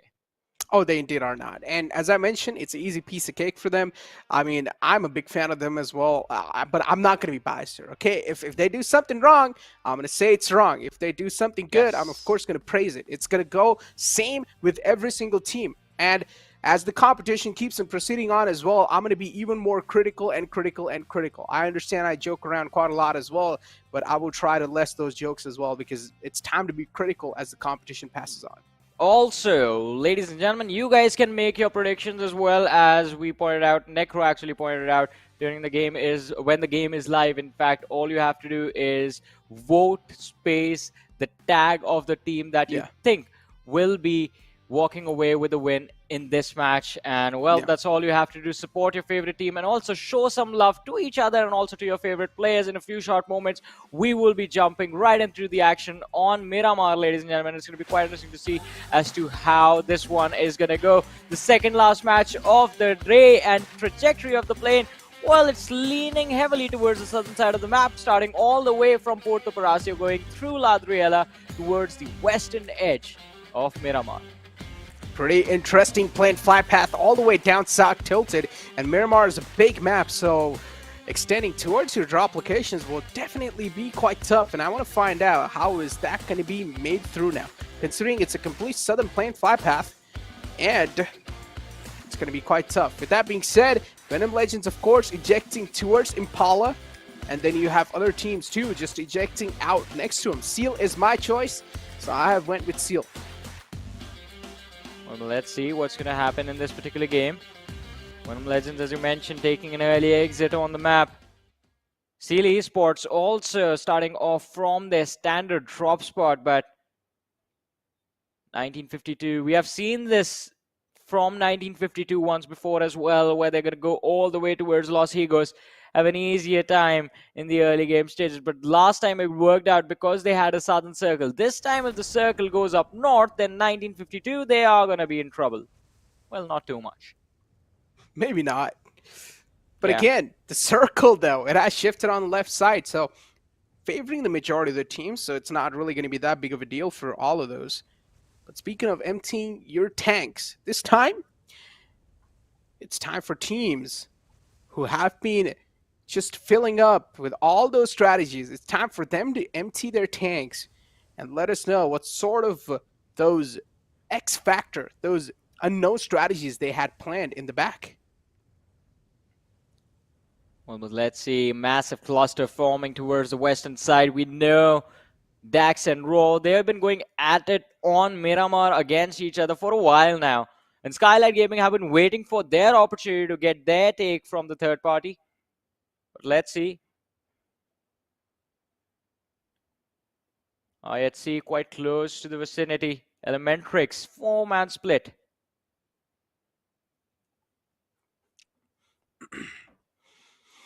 Dax on our screens in Raw. Of course, this has been a drop collision. That has been happening since a decent amount of time now.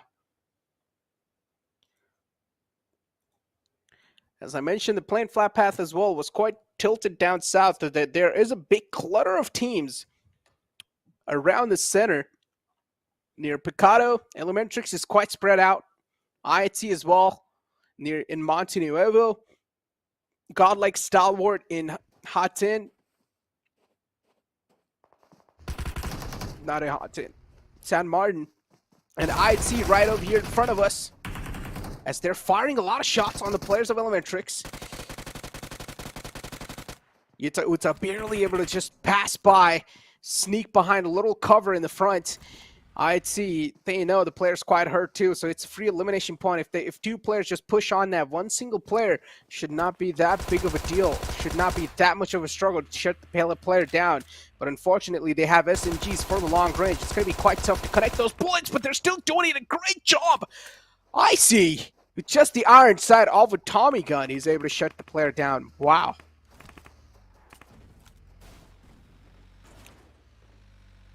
Oh, this is Tommy quite... gun. Tommy gun is one of those guns that I hate the iron sight of the most. I hate its iron sight till my gut. The amount of times I've lost fight because of that one single iron sight, it's crazy. I just hate it. I just hate it. I feel like that is the only iron sight that covers the entire enemy. Well, it is the Tommy gun. I mean, if you're going to be extremely close, then the weapon is going to be quite deadly. But even in the mid-ranges, the damage does fall off. And you do stand a fighting chance. But let's see, M4 in the hands of Vishal. His teammate knocked out in front of him. He's going to try and delay the lads from IHC. Delay the push towards his teammate. But he has to do it all alone. He does not have his teammates to help him out. Godless and Icy in the distance. They are hungry for blood. They want this point. Even if it's just one finish, they want it. They're going to come for it as well. Oh, yeah. They will come. Player's still knocked out. There we go. Finally, the res is being stuck. A light at the end of the tunnel. Raw pretty close to the players of Dax near El Pozo. As we know, this has been the drop class since the start inside Miramar. Stalwart eSports is the team that eyes are going to be locked on big time, especially from Johnny. As we know, this is the only chance for them to set a goal. But with that being said, IHC2 now entering inside the fray. So IHC, they're taking a lot of shots against Elementrix. They're looking to shut him down too. Elementrix, unfortunately, stepping inside a territory that is filled with a lot of enemies. And not just enemies. IHC, they're big giants of the lobby too. Cannot afford to stay against him. The firepower, the sure aim this team brings. They will connect those shots. You can never hope that hopefully this team will miss those. Because they never do. Just with Iron Side of UMP, it still has the guts to peek out and take shots. Finally, Icy goes down. Some nice shooting from the side of Giant Mara. Icy will need to get back to safety. And he does without any problem. TDK as well in the clotheslines. What's going on? So many scattered fights. Well, we never really see this happening on this particular map. Miramar is the one where the early game is the slowest. But this time around, already 2 bodies being dropped. T2K, they do manage to secure 1.4 themselves. Let's see how far will they go in this particular game. On the other side, it looks like the lads from the side of Godlike Stalwart are in an awkward situation of their own against the players from DRS. As DRS has managed to move quite close to the lads from Stalwart, and shots were fired from either sides, but finding difficulty to connect. But not Snipe Whitey, does not care. The distance between Janmara and IHC a little too great for comfort, but they still have secured 2 knocks. Wow! Icy is down, Godless is down, 2 left standing, and no fear, and Snipe Whitey, they are closing, and this is just revenge for all the trouble that IHC put these 2 lads through earlier. But no, the deep it flips. Demo is going to be out in the open. IHC down to the last player surviving in the middle of nowhere. No cover. Nothing to protect them. And Demo needs to be extremely careful about this. Oh, the spray, the shots, they are connecting from the distance, and that's it. What? This is what happens when you take, or when you're too complacent in taking early game fights and you don't really have the sights that you want for a long range fight. Giant Mara having the sights, having the long range scopes to take the fight and spray the enemies down. On the other hand, IHC having nothing, only some iron sights to work with. Guns were definitely not that suitable too. So yeah, IHC just clearly getting outgunned in that fight. Deadeye's Warriors 2 on our screens. We're seeing a lot of early game fights this time, Johnny, and I'm loving it. Well. One of the most interesting starts to Miramar you could see. Because Yeah. even the circle wasn't in a position from where the teams are going to be forced to fight. It was sort of central, just a little bit towards the west. But still, I believe a lot of the squads going for an early rotation right now. eSPORTS up against the players of 1952 with Dante knocked out. 3 players left standing. Jax, he's going, well, he's moving up towards the ridge. Close the distance between himself and Farad as the smokes are going to be laid out by Farad. Protect himself. Zeke closing in as well, climbing the slope in the bus. This should not be that big of a deal for the side of Seal. As Seal will try to seal the deal. 30 bullets of paint on that vehicle, but is not able to shred through. They want to blow it open too, but RX Jack, he knows he should be able to get away from this one. Mini 14 out. Finally, the vehicle's on fire. Jackson will need to step out in the open. A lot of bullets being fired in his direction. Max being unloaded, but not a lot of connections. It's way too far away. Now Seal will need to try and close some distance. They know he's just trapped there. They've got him in a deadlock. Will he be able to break through the deadlock, though? Ooh, the buggy. Leaving the floor for a few minutes. Just going over these ridges. eSPORTS, it looks like they're going to hunt down the players from 1952. It is an extremely risky decision, but they do find the opening, so no worries right there. Jax is going to be dropped. Devil Boy entry, last 2 players left standing. It's going to be a 2v3 situation, at least 4 now. 1952, if they can, well, if they play their cards right, they might be able to find a way out of this, but I don't think so now. Entry is going to be spotted out. Shots fired from the side of Zeke. Does not manage to connect anything. And Entry manages to exit the situation safely. Entry and exit. I still remember 1952. Entry liked to play in the front lines all the time, Yeah. and Entry used to be the first man to go down in 1952 all the time, in all the fights almost. And I love the improvement that Entry now has a little bit more control on his aggression. That is really good. Being matured more as an athlete really does help you inside the games quite a lot. WIZZES club right there, red, kind of separated out from the pack there. One player goes down from the back lines. It's Giant Mara knocking on the door, looking at third party this one. Red being trapped inside this entire house. How is Red going to try to get out of this one? Definitely it's going to be quite tough, as now the players of Giant Mara are going to start a charge on in. But WIZZES club, they're doing a great job in making the hold happen. Snipe YT finds a little opening from the back, will step out, and will shut him down. As WIZZES club, now they're down to a 3-man squad. Octopus is completely taken down and shut down. No Fear still knocked out. Giant Mara wants to go for the Resident Fallen player, but Giant Mara too, they're playing this one quite safe and cautiously. Will finally step outside the door. Wadu caught a bit too much herd, cannot afford to catch any more bullets, because if he does, he will just go down at this point. No Fear back up on his feet, patching himself up. Snipe YT playing on the aggressive angle. AKM's not going to hold him this time, as WIZZES club, they're breaching inside. Kuwait's going to be the last man alive. He won't be able to hold the fort, and that's going to be it for WIZZES club. Well. Janmar is that team that you do not want to go up against in this lobby at this point. The game has just, well, it's 12 minutes inside of this game. They've already wiped out 2 teams. Well, they are responsible for almost wiping out 2 teams and looking quite deadly. I think this is going to be the match where Janmar show their true form.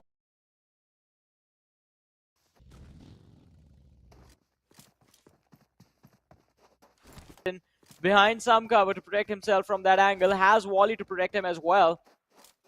So it's not going to be too much of a troublesome situation for the lads of MABETEX, as they have the players of VENOM Legends split in 2s. Apex does find a knock. Fragboy is going to be finished off, and now Suzanne is going to be the next one. Gets in his buggy, does try to drive away, but, well, it looks like the lads from MABETEX, they are not allowing him to move any further. Laser and Gangster, they have closed in on this position. Interesting circle. Yeah. Just centering on up on Crater Fields. The high grounds are going to be quite crucial, and the information too accumulated from that high ground will be quite vital too. 14 teams alive, 50 players in total. This is a little two-team situation. Two teams fighting for the supremacy, fighting to conquer the power grid. On the other hand, we already do see Elementrix on a defensive stance this time. They're not able to find a great footing as one player has been lost. That means Elementrix just left with one last man alive, which is going to be quite precious, and he is precious. Precious all by himself against 3 players of Giant Mara. Is he going to be able to hold it off? But no, instead, Giant Mara is not interested to fight Elementrix anymore, and they're just going to find a peaceful way out of this situation. Well, let's see. Do you think there's a peaceful way out of this situation? I think so, because Giant Mara is really far away. Making it inside the circle has to be the first priority. If you're going to be late even more, the circle's going to start filling up with a lot of teams, and breaching inside the circle would be next to impossible. Well, I don't think they're going to let him leave like that.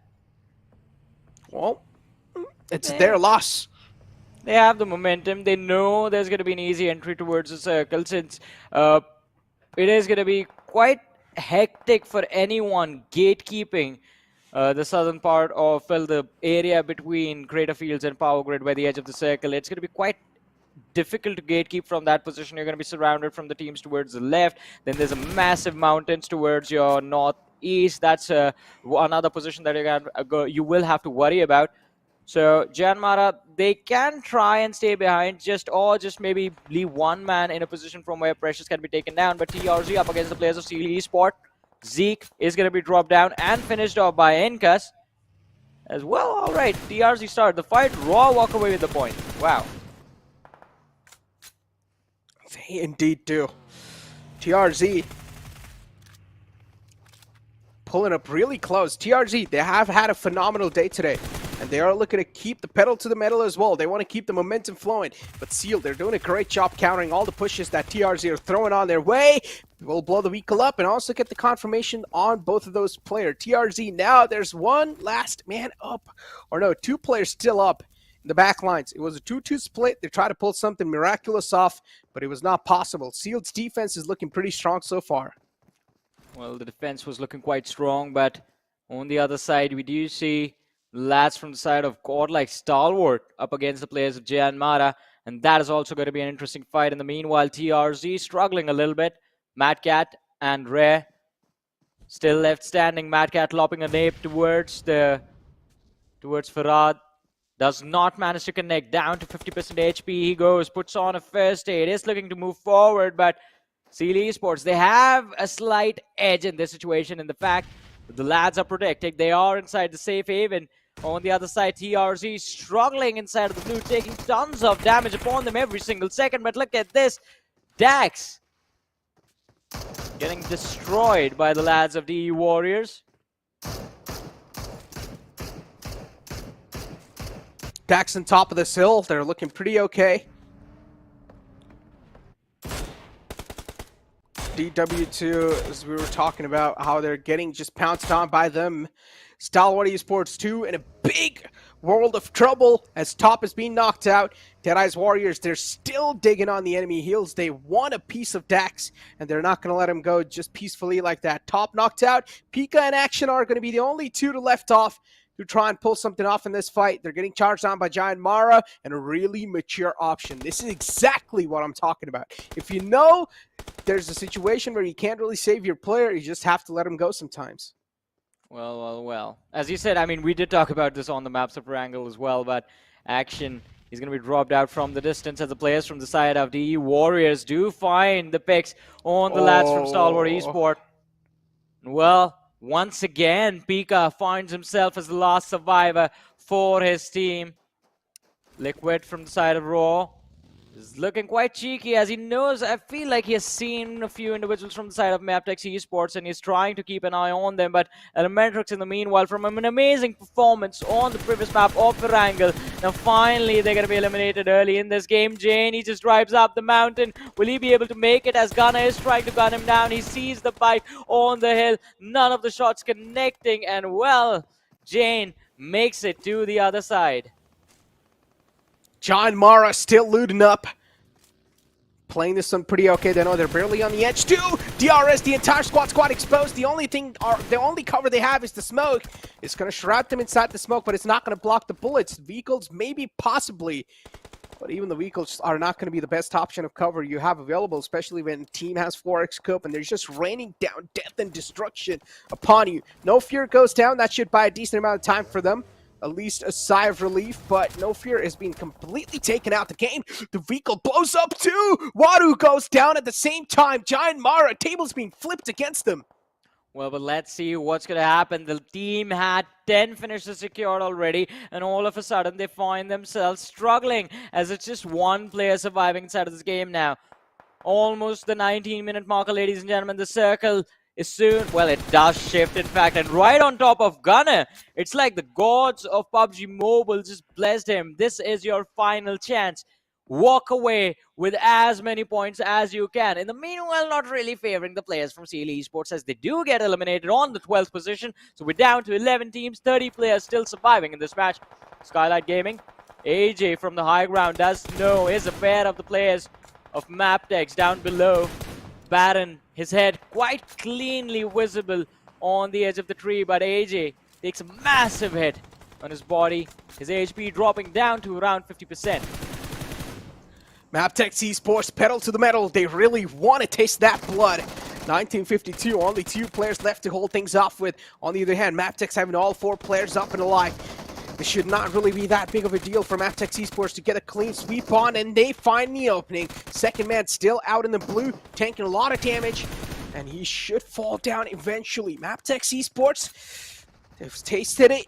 Now it's just time to take down the second man as well. But unfortunately, they lose out on Wally. He drops down, takes a lot of fall damage, and it's going to be next to impossible to get Wally back up on his feet. So there's a big choke from the side of MABETEX. Well, let's see. Jan Mara finally being shown the exit door. Are going to be forced to leave this lobby. 9 teams, 24 players surviving. Nima from the high ground. He's trying to see if he can keep all the other teams below him in check. Does see Susan once again. The spray this time is not going to miss. And Susan is going to be knocked down to his knees. But Skylightz Gaming, they have to be extremely careful. Remember, on day number 1, we saw them in a similar position. But they made the mistake of being too complacent. Just assuming that their back was clear. There was no one behind them and they got destroyed because of just one individual charging towards them and picking off a few of their key players. VENOM Legends, they are going to be shown the exit as well. Skylightz Gaming down 2 players. Nima, the last player surviving for his team, again runs towards Apex from the side of MABETEX. Leo is going to be waiting for him on the other side of this ridge as well. Nima, with a nade being cooked, is going to lob it in the wrong direction.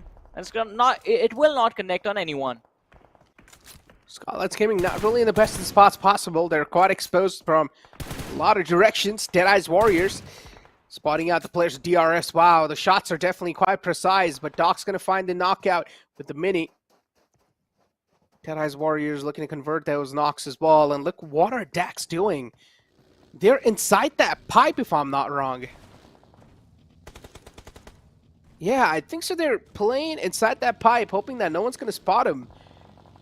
And what? That is a spot that I haven't seen being used in a long time. Like, oh my god, I still remember when I was new to PUBG and I was playing my first ever game of Miramar, I was hidden inside that pipe. Well, kind of a cheeky move right there. But let's see if it's how long is that going to work out for them. On the other side, though, MABETEX eSport. Last 2 players remaining. Apex on our screens again. Nima came to finish them off, but wasn't really able to do so as his teammates fell right behind him, and all of a sudden he found himself as the last surviving player. And MABETEX, they are split in what they want to do as well. They are outside the zone. They're taking the fight against the players of Raw on the other hill. And they know that Nima is quite close, so the threat of him just being around them, hidden, is what's keeping them at bay. Deadeye's Warriors, though, still 3 players alive, looking like a pack of soldiers moving in with unity. But unfortunately, they still need to make it inside the circle. Quite a lot of teams in the front that are trying to hold them off at bay.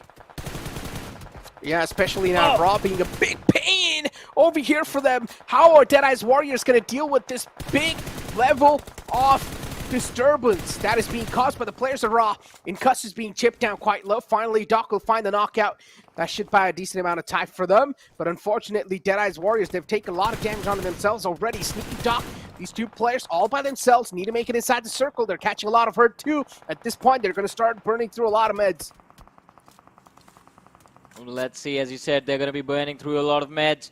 On the other side, Snakes, he's still waiting to see if he can get some vision on the players from the side of Raw. But no, Doc, that was a mistake. As he was running down the slope, he was gunned down by Liquid.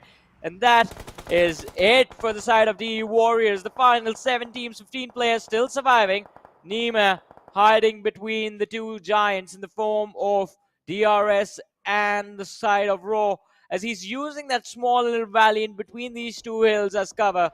On the other side, Dax, they have to be extremely careful not to reveal themselves. As you said, Necro, that pipe is all the cover that they need. They are going to be spoiled out because he's running out in the open, completely unaware of the opposition. And surprise, surprise, you are not welcome here. Stay away. Stay away. This is our pipe. This is our dungeon. Yeah. Cannot It's step our in it. pipe. What a weird thing to say, man. It's our pipe, man. If you come in here, we'll pipe you down. It's the Teenage Ninja Mutant Turtles all over again. Oh boy, I'm loving the spot they're holding. They are. It's being exchanged right on their faces. Another one to crawl outside. This is what do you call this battle if you want to name it? You're gonna the pipe warfare. We'll have to figure out a name for this, but Battle of pipes. I'm just surprised. Why is Dax still alive? How was Assault not taken down a few moments earlier? And why is Spike still on his feet? The lad could have been destroyed like 3 minutes ago. Look at this. You just get third party by completely someone else. Oh boy. Rod just wasted so much time on those two players right there. That is lovely. I love that spot. Oh, and now Raw is just gonna get cleaned up.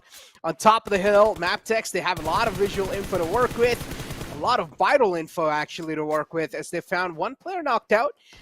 MABETEX, unfortunately, they don't really have the manpower to work with, but it's okay. 2 players can definitely try to clean and sweep things up around him. DRS, on the other hand, though, all 4 players alive. It's a big glimmer of hope that they might just seal the chicken dinner.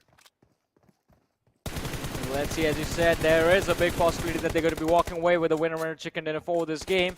They have 8 eliminations secured so far, all 4 players remaining.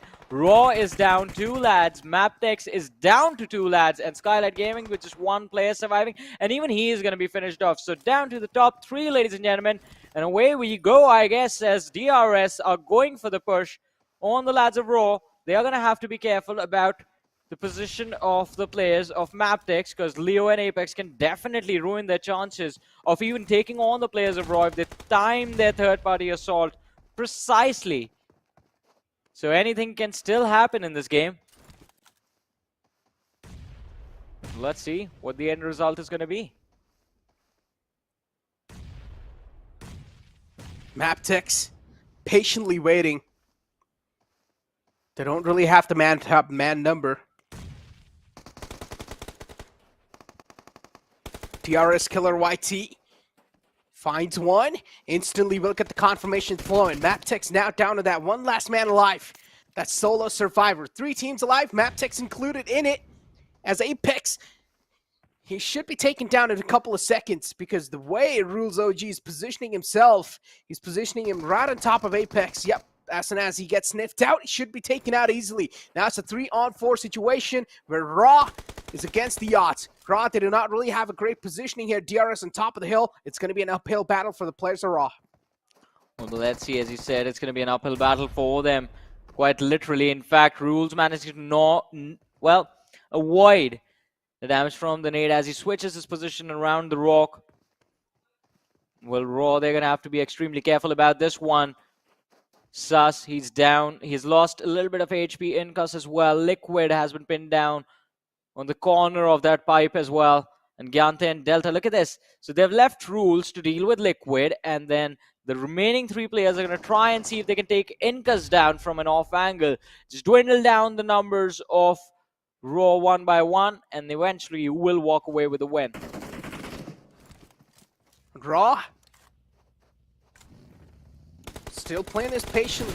Utilities are being used pretty precisely on both the sides. And finally, DRS, they're going to lose out on the patience. They want to press the pedal to the metal. They want to press the W key on these players. As Raw, they're going to lose out on one player. Actually, two players. Now it's all down to Incus, and he's also taking a lot of damage outside the zone. But DRS do not want to let go of this elimination point. And they will seal the deal on this game. DRS, what a way to close things out on this Miramar. Yeah, definitely, and especially coming after the break from the previous match, they show up in style, moving up to the second position in the overall rankings, ladies and gentlemen. 29 points secured from this game, 2,000 damage dished out by the entire team. So, as we said, quite an impressive run by the lads of the RS, but Necro, it makes us wonder what could have happened had Janmara stayed there, because I believe it was up until the 15-minute marker or the 18th-minute marker. Janmara already had 10 eliminations at that point. Yeah, incredible. I mean, Janmara definitely had quite a solid game too, but yeah, we wanted to see Stalwart having a solid game. I would say they had a decent outing, but not really a solid game. Yeah, as you said, it was a decent outing, but even I'm not happy with that. It was supposed to be a win for them. But hey, hard luck, right? Not every day is going to be your day, and today was definitely not a good day for, especially, I mean, Stalwart Esports, because it's not the usual run that we are witnessing. We did see a third place finish from Pika on the previous match, but that was it. But for now, ladies and gentlemen, before we head to the last game of the day, we're going to take a very short break, so you guys stay tuned and keep watching. We'll be back after this.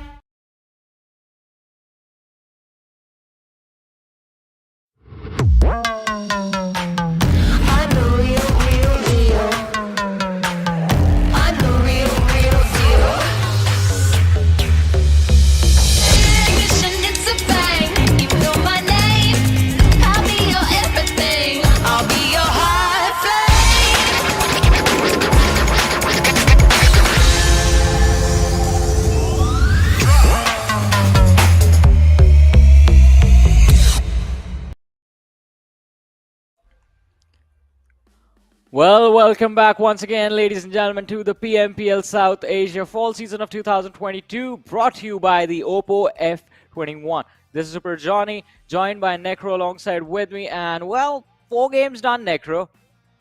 Today is not really a great day for the teams, the teams that dominated yesterday, basically the teams from Mongolia. We are seeing DE Warriors struggle a little bit. IHC is not having a great time around. Godlike Stalwart in particular, I mean, the chicken dinners are missing and the games are done. Exactly. I mean, the games are definitely done. Godlike Stalwart, today's day has been a rough day. And if you remember, in all the PMPLs, this is like a tradition that Godlike Stalwart has. Usually they dominate, and they always have that one day where they just don't perform at all. And today is the day. Well, it is going to be their day, but let's see.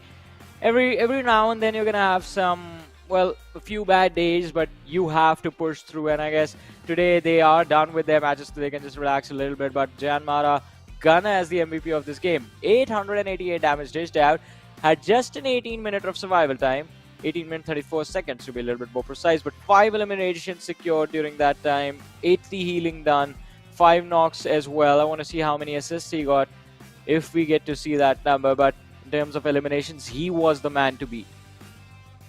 He indeed was. Killer YT with 5.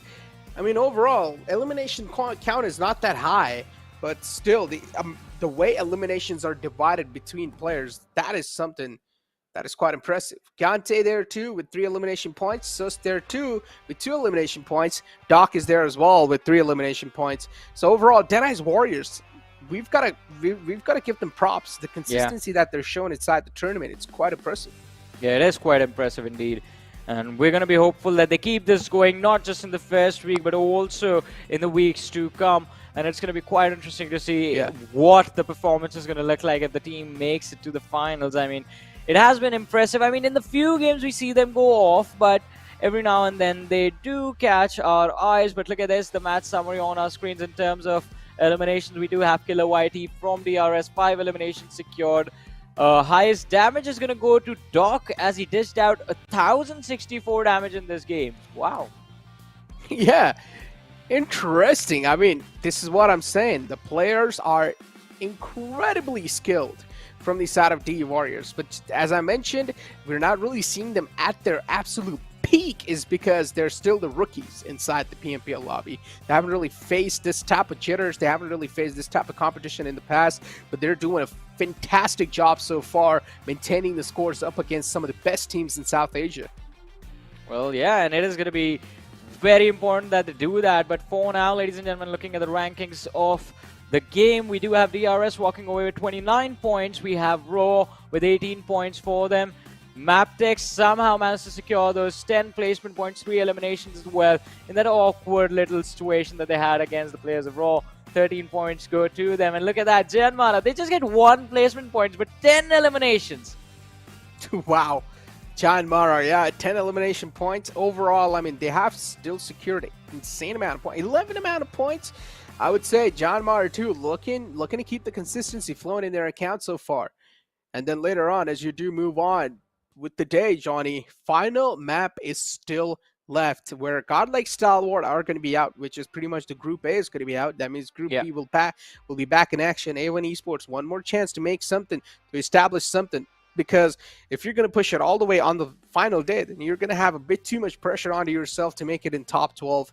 And I would say if you do push it to final day, then from my side, it's going to be next to impossible to make it in top 12 because on that day, everyone's going to try as hard as possible to just nail down those spots. Yeah, definitely. I mean, as you said, it's going to be extremely difficult to nail down those final few spots for that bonus game right there. But I have to say, we have to talk about this early fight. Because I had seen the way they started off, they were looking pretty solid. They were it was looking like they were going to secure those points, wipe out the players of Janmar, and then just walk away on their merry way. But that did not happen. I have no idea why they backed off.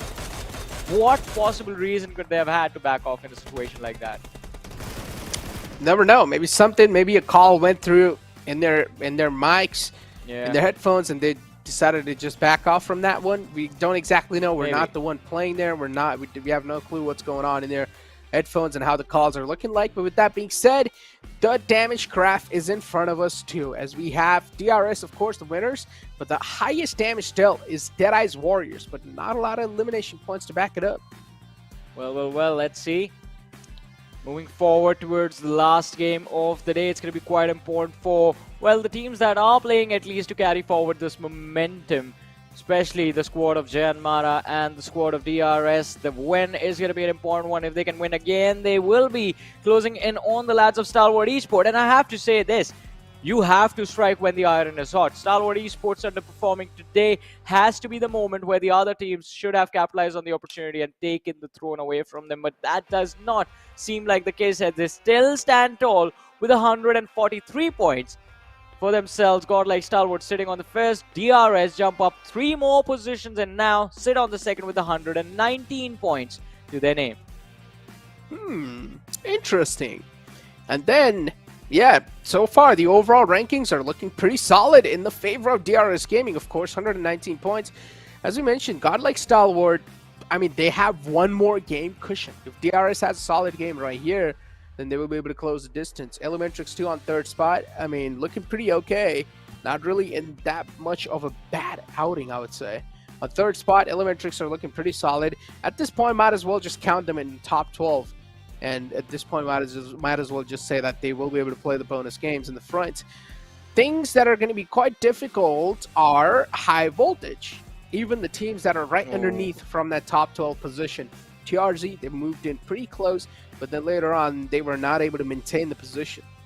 Well, I mean, as you said, not able to maintain that position, and it is going to sting them later on, but hopefully they still have 2 more days left in the week.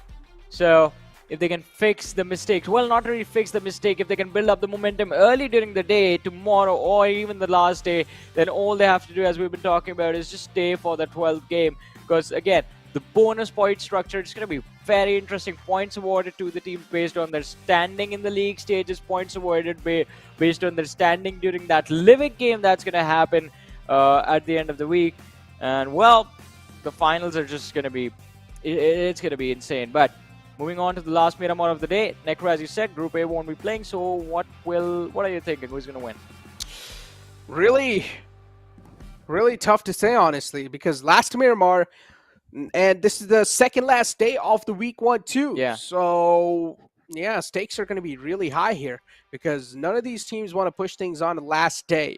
Last day means a lot of pressure, and if you're relying on the final day, that means, yeah, it just means that you like to deal things at the last moment, and that is really not a good thing. Yeah. Especially if you do want to maintain a good cushion and a good score in the upcoming competition too. So last game, I am expecting some teams that are really not doing that great in the overall rankings to at least try and pull something off. So we might just see a really passive game this time. Maybe. I mean, I completely agree with you. I mean, especially from the teams that are quite close to that 12th position marker, and maybe a few of the teams at the top might just go YOLO as well. So it's going to be quite interesting to see what exactly is going to happen, especially it's going to be a map of Miramar instead of being an Erangel. So I think that is also just messing with the mindsets of teams. Like, all right, every single tournament we go, the last map is Erangel. But this time around, it's a different map every single day. We had Erangel yesterday, we are having Miramar today, and you never know. Maybe Sanhok last game is going to happen soon. But no matter what map it is, you have to be extremely wary of the fact that it is going to put a major impact on where you finish off. Imagine the performance that Janmara was pulling off in the early stages of the previous game, right? They got 10 eliminations within the first 18 minutes. Had this stayed alive 8 more minutes, you never know. They could have had 20 eliminations by then. They were playing very aggressive. They're looking very solid. Everything was going their way. They made a small mistake of staying out in the open too long, and they were destroyed because of that. But that was the previous match. What about this one, Necro? Who's going to win? Prediction, I'm really confused between high voltage and IHC, which one to go for. I feel like high voltage, they really need this one too. IHC, they need this one to nail it down, to not really have a lot of pressure on day 3. So I'm going to go with IHC. What about you? Are you going to go with IHC? I, for the last game, would like to pick the players of DEADEYES guys. It's going to be... They had a pretty decent position up until a few matches ago. They still stand a possibility of being the ones to sort of topple the momentum off the godlike stalwart, but that is going to take them a while. I want to see how much they can do, and if they're in this Miramar, if they can pull off not just a win but a domination in this Miramar, then I'm going to be a believer. But still, for this one, it is going to be DEADEYES guys. Yeah, DEADEYES guys, they're pretty okay in the overall ranking so far, so nothing really to worry about. They should be able to play this game with a free mindset.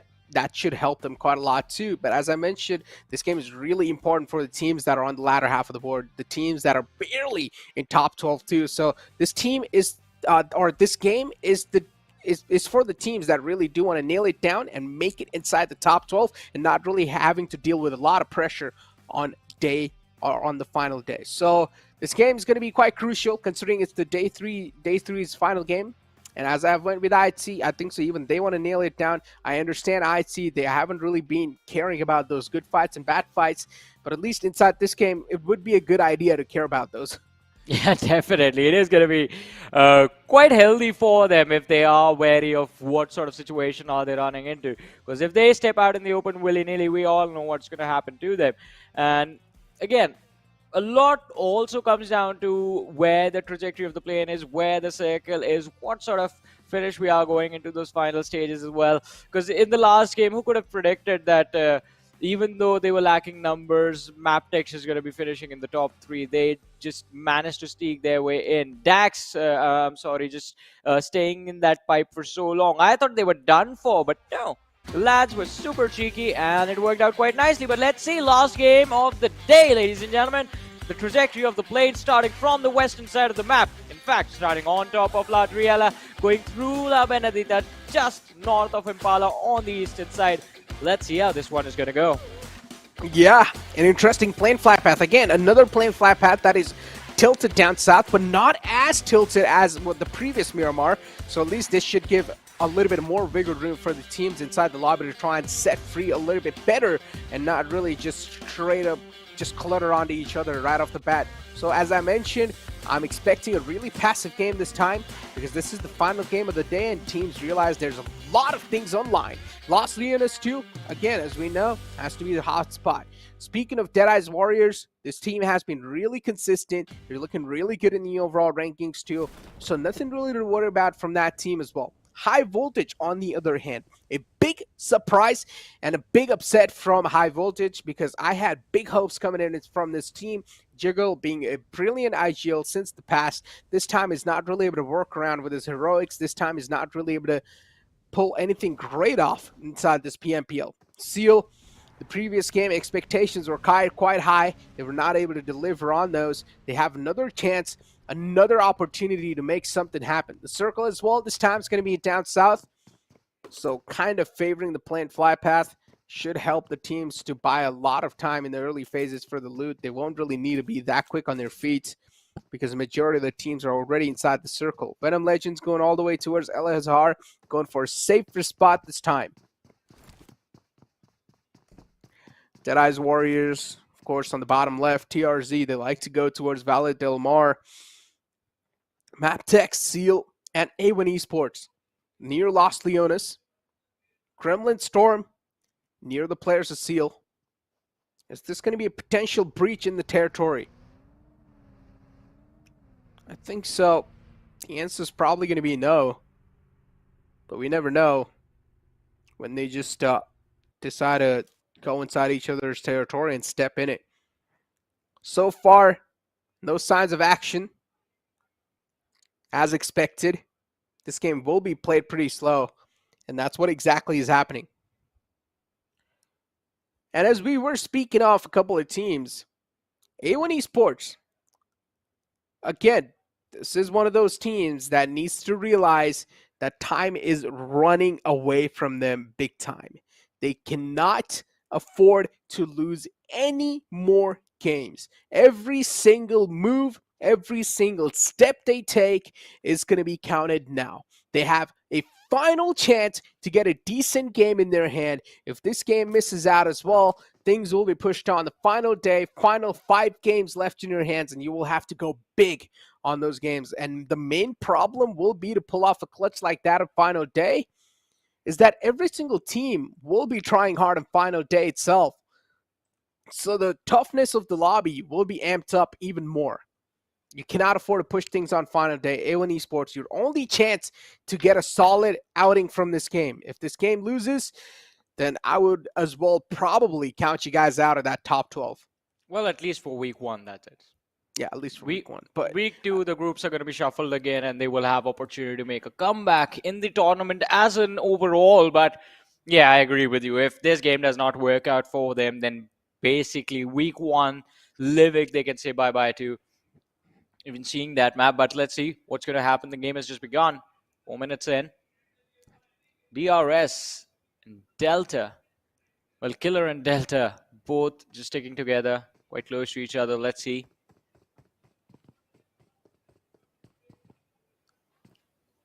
I mean, unlike the previous Miramar, this time around, we're going to have a very standard start to this particular map, wherein we don't really see a lot of aggression in the early stages. It's all just calm and quiet. Mm-hmm.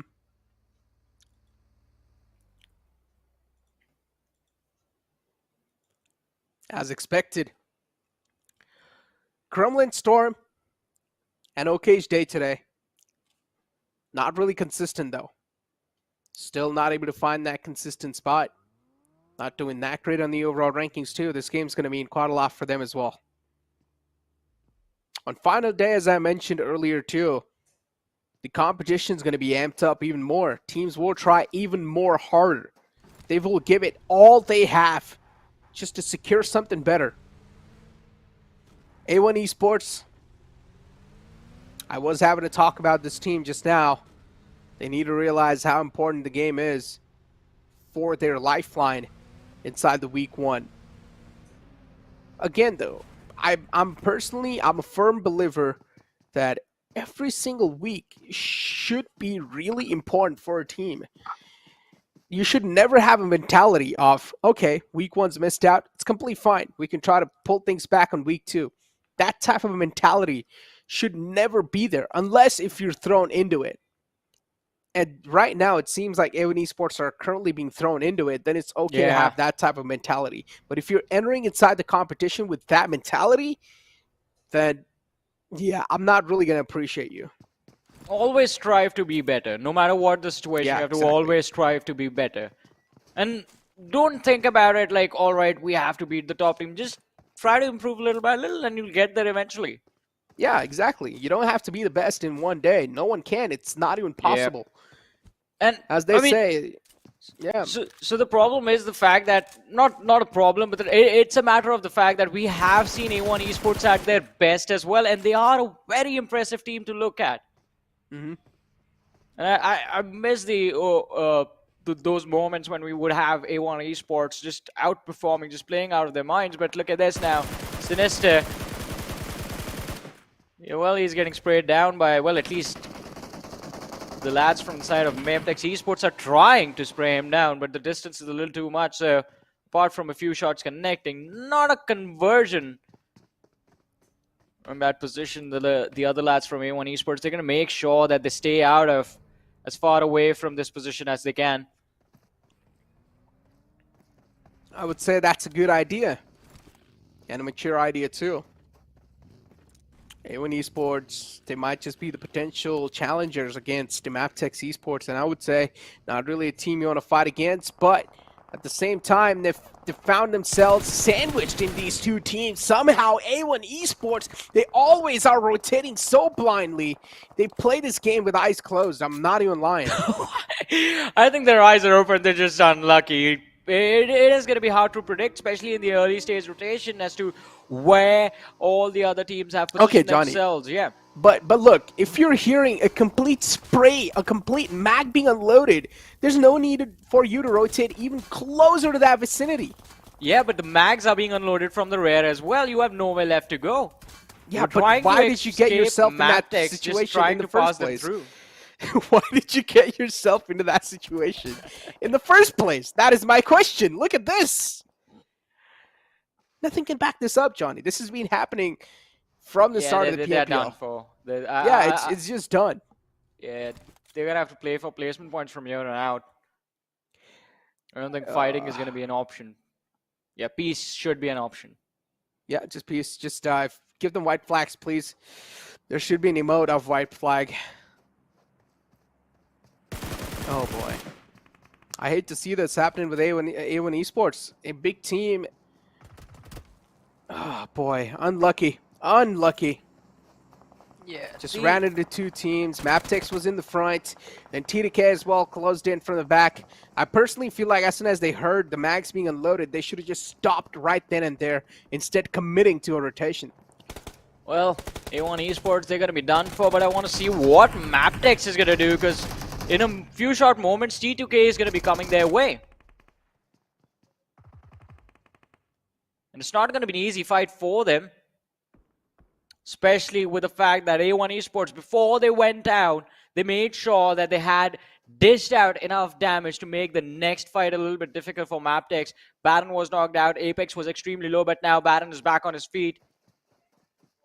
And Apex is healed up as well, so MABETEX back to their full fighting potential. In the meanwhile, Legend and Jane from the side of T2K have realized where all that commotion was coming from a few moments ago, and they're going to switch their vision towards the compound where the players from the side of MABETEX are.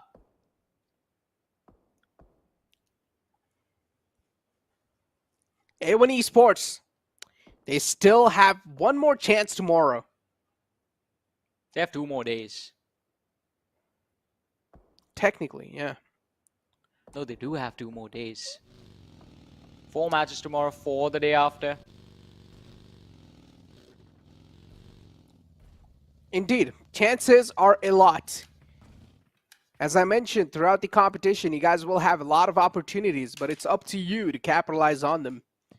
A1 Esports is a solid team, nothing taken away from them. All these 4 players are individually skilled players. They are one of the best players in their own regions, no doubt about it. But the problem is, them as a team, they're not able to play that well.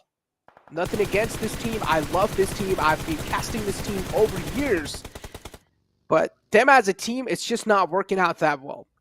Or maybe they will now need to start experimenting around with new rosters. I don't know, whatever it is, they need to make sure that it happens fast. Yeah, whatever it is. Yeah, because they're running out of time, and you got to be really quick on your thinking now. As I mentioned, roster shuffle is not a bad idea. You guys have 5 players in your team. If you want, you can definitely go for a shuffle. But again, I don't know. I'm just sitting over here and I'm casting. You never know what's going on around these players. As I mentioned, being an esports athlete is not an easy job, guys. You also have your own personal life to deal with. You have your game life to deal with, you have your esports life to deal with, you have the social media, everything around you that really does affect your mentality as a player. So it gets tough to perform sometimes. So just make sure, do not hate on anyone. Always be there to support, because A1 Esports is already going through a lot of tough times, so it doesn't make any sense to hate on them. Instead, you're just going to bring their mentality even more down. Here's the thing though, if after a performance like this in week 1, the other teams start taking them lightly, then that's going to be bad on their part, because you can never discount the kind of caliber these lads carry. In an individual skill level, as you mentioned, they are individually quite talented, and if they return to week number 2 with a reset mentality, then I think since it's going to be a fresh start, they will have the opportunity to go towards the Livic game, get some extra points, and then they will have the opportunity to move towards the finals as well. So it's all going to come down to how quickly can you reset. It's about those mental resets that players and teams and IGLs usually get during the days that they're off, during the few hours that they get between today and tomorrow. But look at this, a massive northern shift coming in. And this is going to make the lads of Skylightz Gaming and Elementrix quite happy. But our grid is about to get extremely crowded, and I do hear a few slammings happening as well. So it seems like fights are about to break out. Yeah, a big curveball shift up north. Just surprising every single team inside the lobby. Definitely a shocking moment for a lot of teams here. And now they will need to leave whatever they're doing and just start booking it inside the next zone, because there's not a lot of space left. Eventually, the circle is going to start filling up with a lot of teams, and it's going to get way too crowded, and we're going to see an absolute hell break loose. Well, let's see. There's still going to be a few moments before that happen. In the meanwhile, 2 teams moving towards that eastern edge, high voltage. Quite an awkward position in Picardo, because they do expect to get charged upon in a few short moments. And the lads are split up due to Assassin and Jiggle together. Malik and Prabeen playing together in this factory.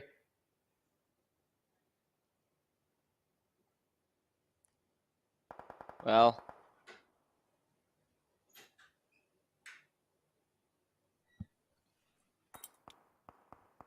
this is going to get quite awkward for them. They're being surrounded by the likes of T2K. There's the lads from Janmara, the team that was destroying the competition in the previous Miramar. There is DE closing in on their position. High voltage. They have to be extremely careful with how they play from this position. Just don't let anyone close in. In the meanwhile, Gunner from the side of Janmara getting knocked out. Snipe Whitey is going to be quite close to his teammate, so it should be an easy revive for them. John Mara, they have a decent split here. Gunner was knocked out, as you mentioned. Again, so far, pretty peaceful. Teams are making rotation. You do hear a couple of bullets, a couple of gunshots here and there. Elementrix on top of this hill, having a really nice position to hold. They're just looking down on all the teams. C2. Just right underneath him. Elementrix, the amount of info they're able to gather with those positions, it's incredible. They can also land down a couple of shots if they do not like a team. They can just try to burn through their meds too if they want. A lot of options available, especially if you are the team with the supreme position. TRZ in the front lines as well. TRZ2 needs to play this game. As I mentioned, they haven't been able to maintain the spot they got today. Well, let's see, TRZ getting spotted out. Precious has a DMR on him. Needs to be careful. Sees Mamba rotating as well, but needs to be aware of the lads from side of Dax. Right below him. Atomic, oh my goodness. Just dropped in the middle of nowhere, and the pick is going to be... Well, I thought Precious was going to get it, but no. snatched from right in front of his eyes. TRZ in a world of hurt as well. On the other side, Gremlin Storm losing players to the zone is not something that you expect normally. But it's happening right now. Interesting. The circle's just taking hard shift after hard shift. Yep. Up north and now down south. High voltage. They have the most powerful position right now. With power comes great responsibility. And high voltage, are they mature enough to handle that responsibility inside the game? Dax, a desperate rotation. They're catching a lot of bullets. Finally, the vehicle will be blown open, but 3 players are successfully able to rotate away. SKS in action. Been a long time I haven't heard this weapon. Well, let's see though. Precious does manage to secure that finish. Orange on the other side from Elementrix. Seems like he senses the presence of the players of Skylightz Gaming around him. Well, more than senses, realize that there are oppositions moving around him and he needs to get himself inside some cover. But Dax, in a world of hurt, Assault taking a lot of damage, does manage to run away. Spike takes a massive hit as well. From the rear, these lads are being chased and hunted down. Nowhere left to go for Dax. Out in the open, they are making their way towards the compounds that they see, but they aren't isolated. Running in between the players of DEW, Janmara, and DE. On one side as well, TRZ right behind them have managed to make their way in. Dax, how do you manage to stay alive in this? That is the question. Rare finding the opening knock. Spike is going to be taken out. Assault, look at him charging towards the players of DEW. Well, they're going to leave their teammate behind. Deadeye's Warriors. Assault OP knocked out. On the field. Dax, Spike X as well will be confirmed. Dax, they're getting dismantled. They're getting shredded apart from a lot of teams.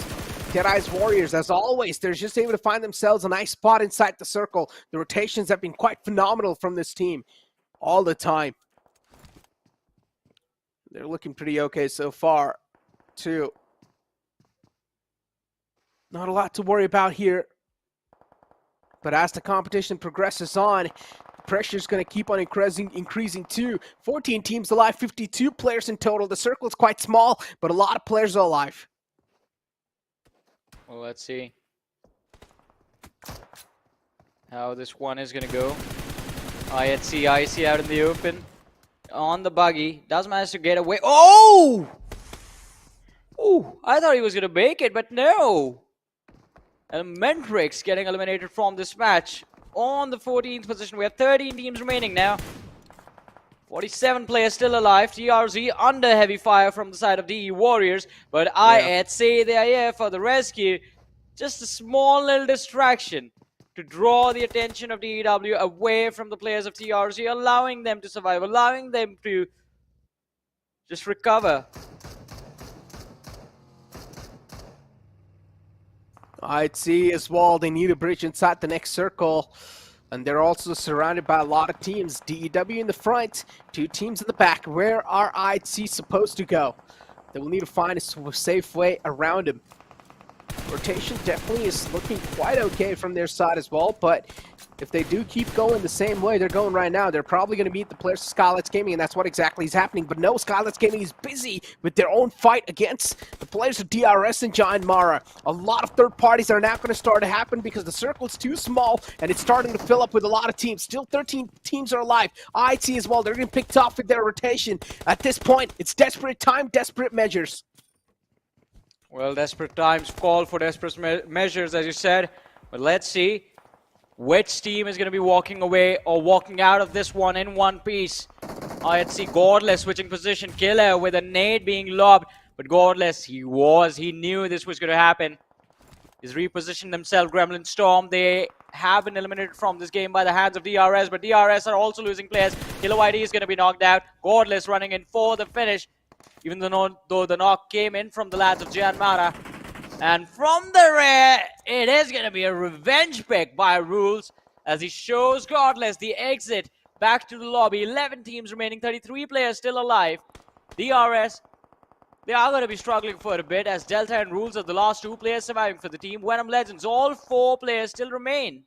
This could Might be the see- game that changes everything for the side of Venom Legends now. Exactly. Might see an urban finish once more. Picado is the center line. What a nade on top. True Love and Joker Sir still in the back lines. Deadeyes, they have 3 players up and alive. Now Deadeyes Warriors can be the biggest threat up and alive for the players of Deadeyes Skies. How are they going to try to deal with it? Deadeyes Warriors now looking to move in. The buggy is definitely not the safer option here, but Joker Sir as well will be flushed inside the circle as the Wall of Death is moving in from the back lines. The vehicle will be blown up. Deadeyes Warriors being the biggest threat possible for the players of Deadeye Skies. Will he cross over out in the open? Joker Sir's getting taken down slowly and steadily. He's getting ripped apart as True Love in the clothesline wants to fight back as well. DBS in the hands in the close range, and he will probably be shut down. No way to fight back. Too many players to deal with. Deadeye's Warriors doing a great job of dealing with the situation that is being put in front of them, and now it's all going to be down to Chari. Deadeye Skies, Circle not playing in their court this time.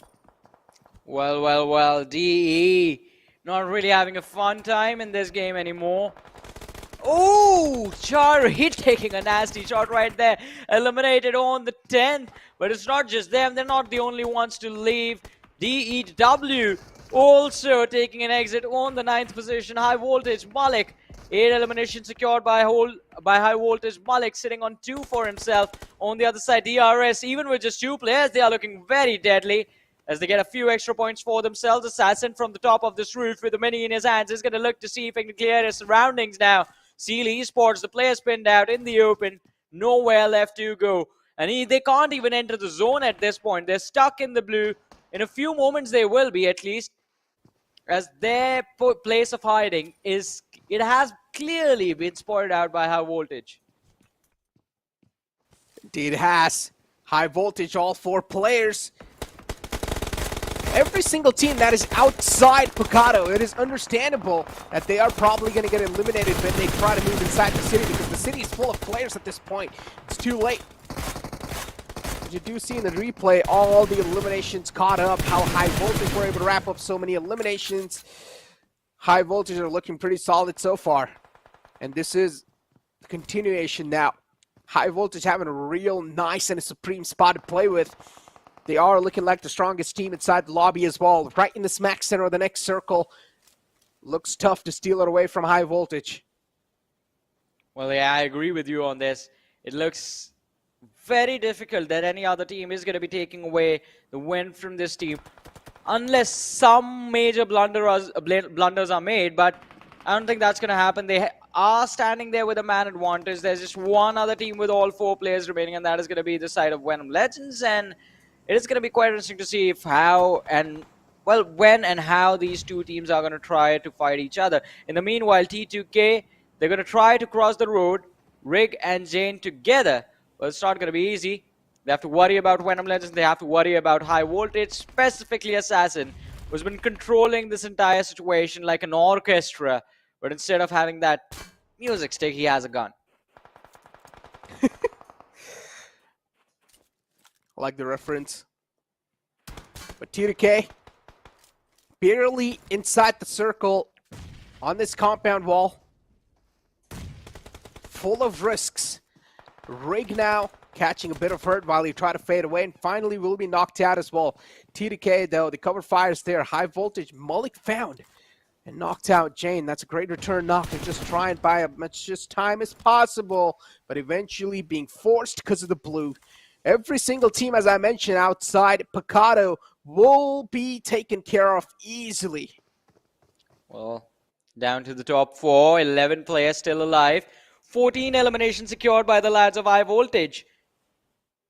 It's going to be quite interesting now. DRS quite close to them. Wally, he's hiding with the players of Venom Legends at this point, basically. Wow. He's just joined their squad. It's a 5-man roster at this point. Circle's on top of Venom Legends too, so they're looking pretty comfy. So it's going to be down to High Voltage to go for the first step out in the open, reveal themselves if they want to win.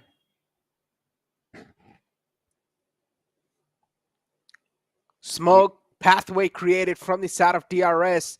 Intentions are clear. They want to cross over, but they have no clue if the windows are clear or not. Rules OG just making a run for his life because they have no other option left. At this point, every single player, every single team is quite desperate for a better spot.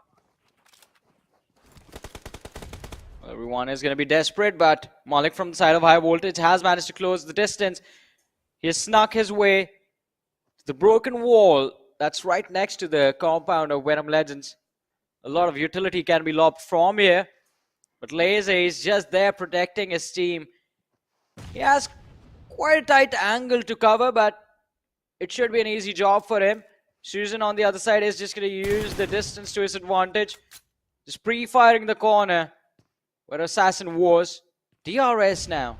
This is going to be interesting because as DRS get here, the DRS, well, they are going to ruin the game for someone. It feels like now that is going to be Malik as he has been knocked out by the nade.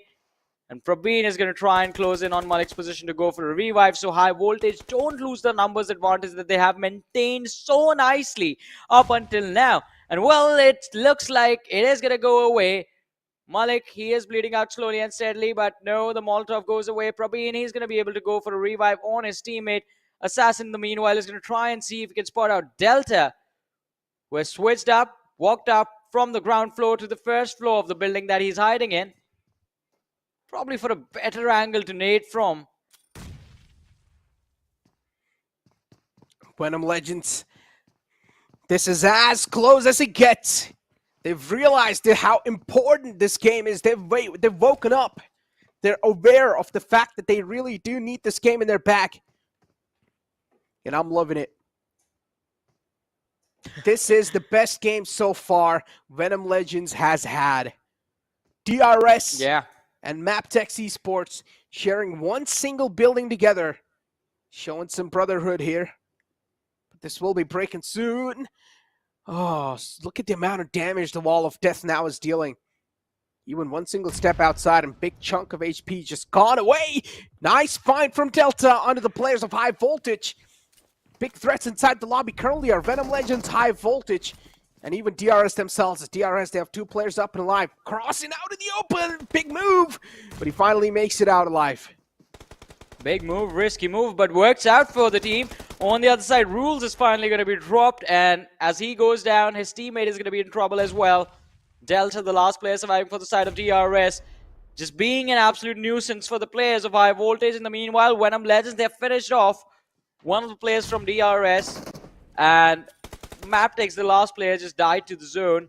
But VENOM Legends are here, and one good nade from Gangster actually will be enough to take down at least two from the side of high voltage. Look at the damage on Assassin, and well, Praveen takes a few shots on him, but Delta sees Gangster, the shots coming in, HP down to around 50. Jiggle is going to be knocked out as well. Delta is changing positions, closing in on Laser and Susan now. He has to be extremely careful. High voltage, they're pinned down. We thought it was going to be their game, but no, it's been snatched away from them.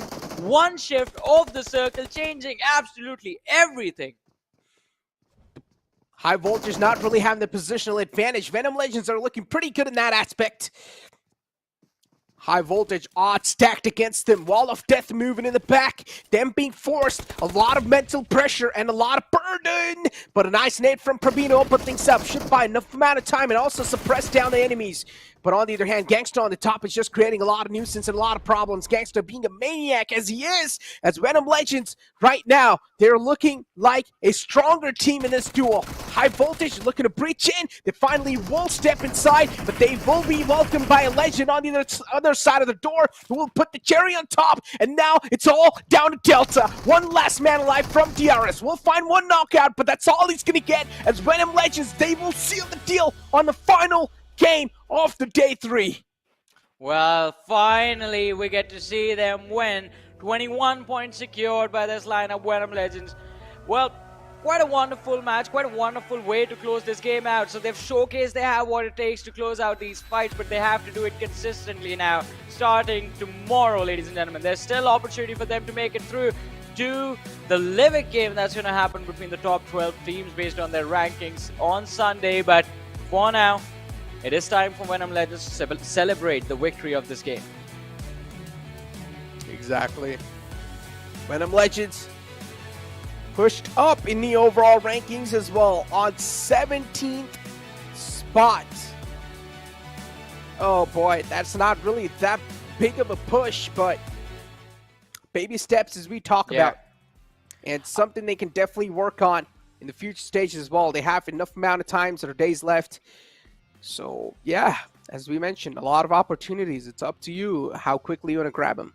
Yeah, the opportunity is going to be there for them. But I want to see what is going to be the state for high voltage. Though this was an amazing performance from their side. They were, well, basically going YOLO at a certain point once they were charging towards the players of VENOM Legends. They knew that the circle was moving away from them. But we'll discuss this match further, ladies and gentlemen, but after this very short break.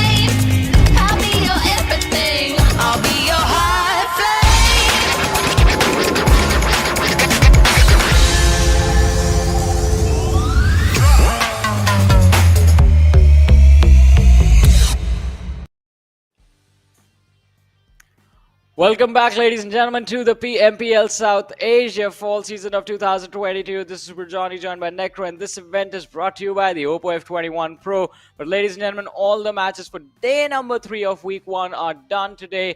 And with the last Miramar coming to an end, we saw VENOM Legends walk away with the first winner chicken dinner. But we will have to look at a lot of other stats, starting off with the stats of this particular game and ending with the overall rankings at the end of this day. Quite a lot to discuss over there, as high voltage, they have managed to sneak a lot of momentum away from DRS. DRS doing a pretty phenomenal job, although I believe they could have secured a few extra points. Necro, what are your thoughts on all of this?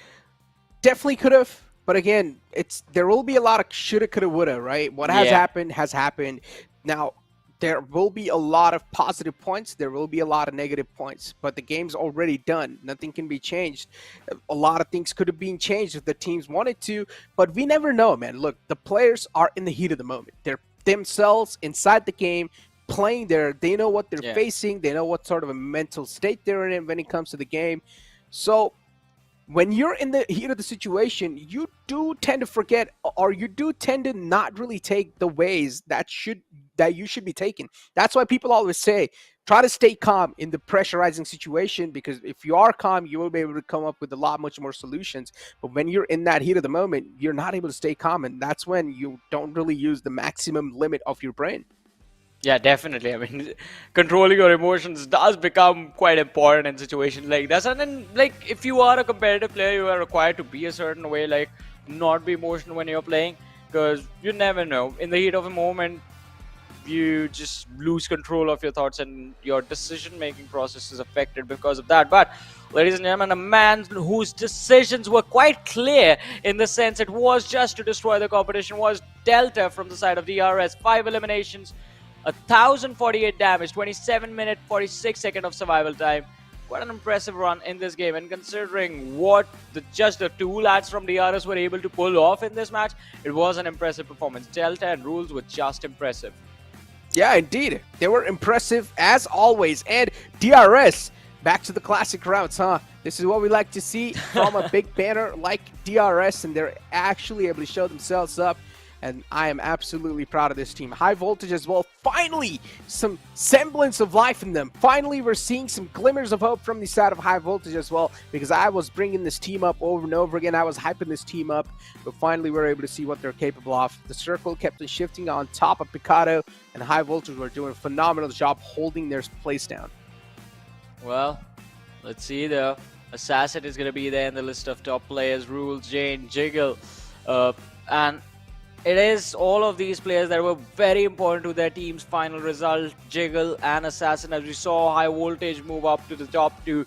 Jane from the side of T2K doing a phenomenal job, just trying to see if he could push his team even further. It was just quite unfortunate of the fact that they did not lay down the smokes properly before they were crossing the road, and high voltage was able to spot them out. DRS again, as I mentioned, Delta and Rules, this was one of the best 2v-many performances I've seen in a while, because these two lads were surviving, they were rotating quite nicely, giving each other proper cover fire, up until the point that they got separated by the fact that one lad was just trying to see if he could take on the players of VENOM Legends, and the other, well, at least slow down the players of VENOM Legends, and the other lad was just focused on being a nuisance to high voltage. Up until that point, everything was good. But then again, it was a 2 versus 4 situation. They were outnumbered 1-4. Can't really do much in a situation like that. Exactly, they really can't. Match summary, I mean, clearly in front of us too. AJ over here from the side of Skylightz Gaming, of course, shine through when it comes to the healing done part. That means this man was catching a lot of hurt inside the battlefield right there. But with that being said, match rankings in front of us too, where high voltage, they're going to be getting the first spot in the match rankings because they had the most amount of elimination points. 14 elimination points wrapped up with 24 total points. That is impressive. DRS with 12 total points with 11 eliminations and 23 total points. And then we have VENOM Legends with 15 placement points and 6 eliminations only. VENOM Legends played that game really safe because they realized a lot is on the line. Well, yes, as you said, a lot will be on the line soon though.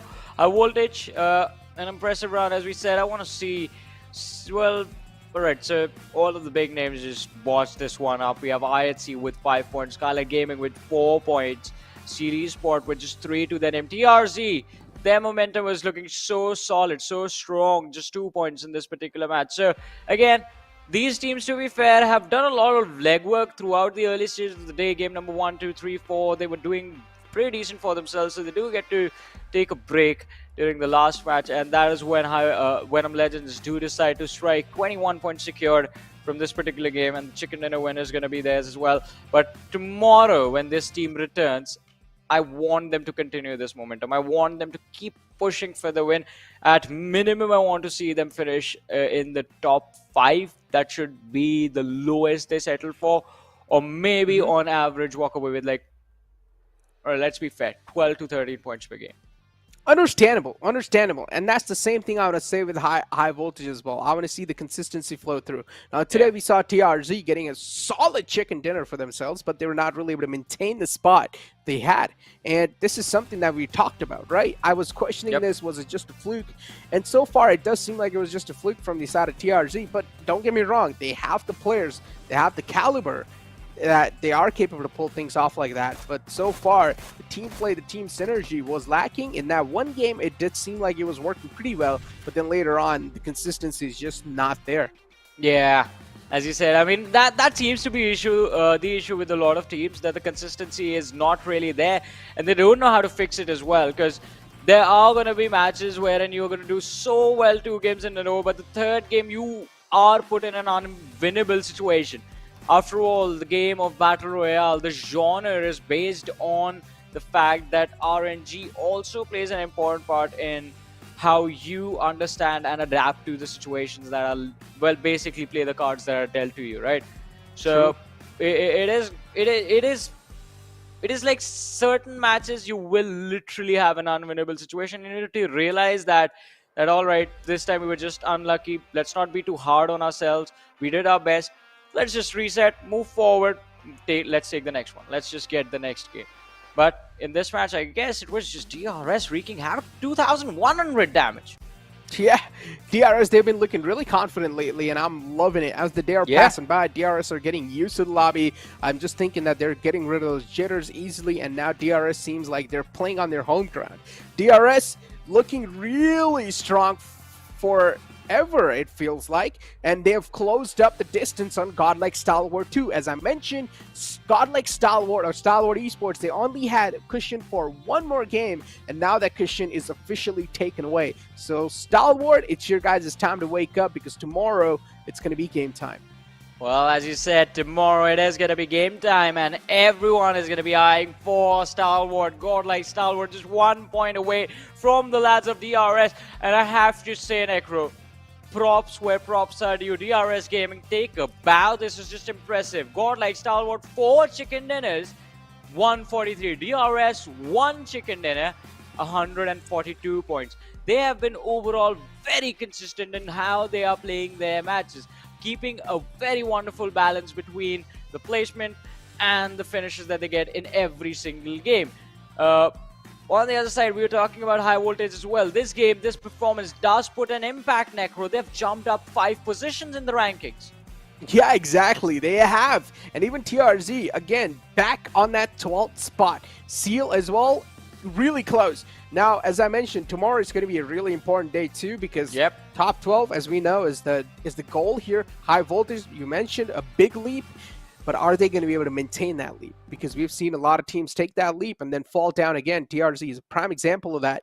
Maintaining that position gets really tough, especially when you have teams like VENOM Legends, Giant, Mara, and even Raw stepping things up. But look at 1952. We started day off with 1952 being on 3rd spot, and now they're on 14th spot, not able to maintain it. Yeah, quite an unfortunate ending to a story, to a Cinderella story that was being written by these lads from the side of 1952. But Necro, here's the fun part, right? It ain't over yet. It ain't over yet. No, it's not. There's tomorrow. It's not. Yeah, for today we are done, of course. Yeah, no more matches left, guys.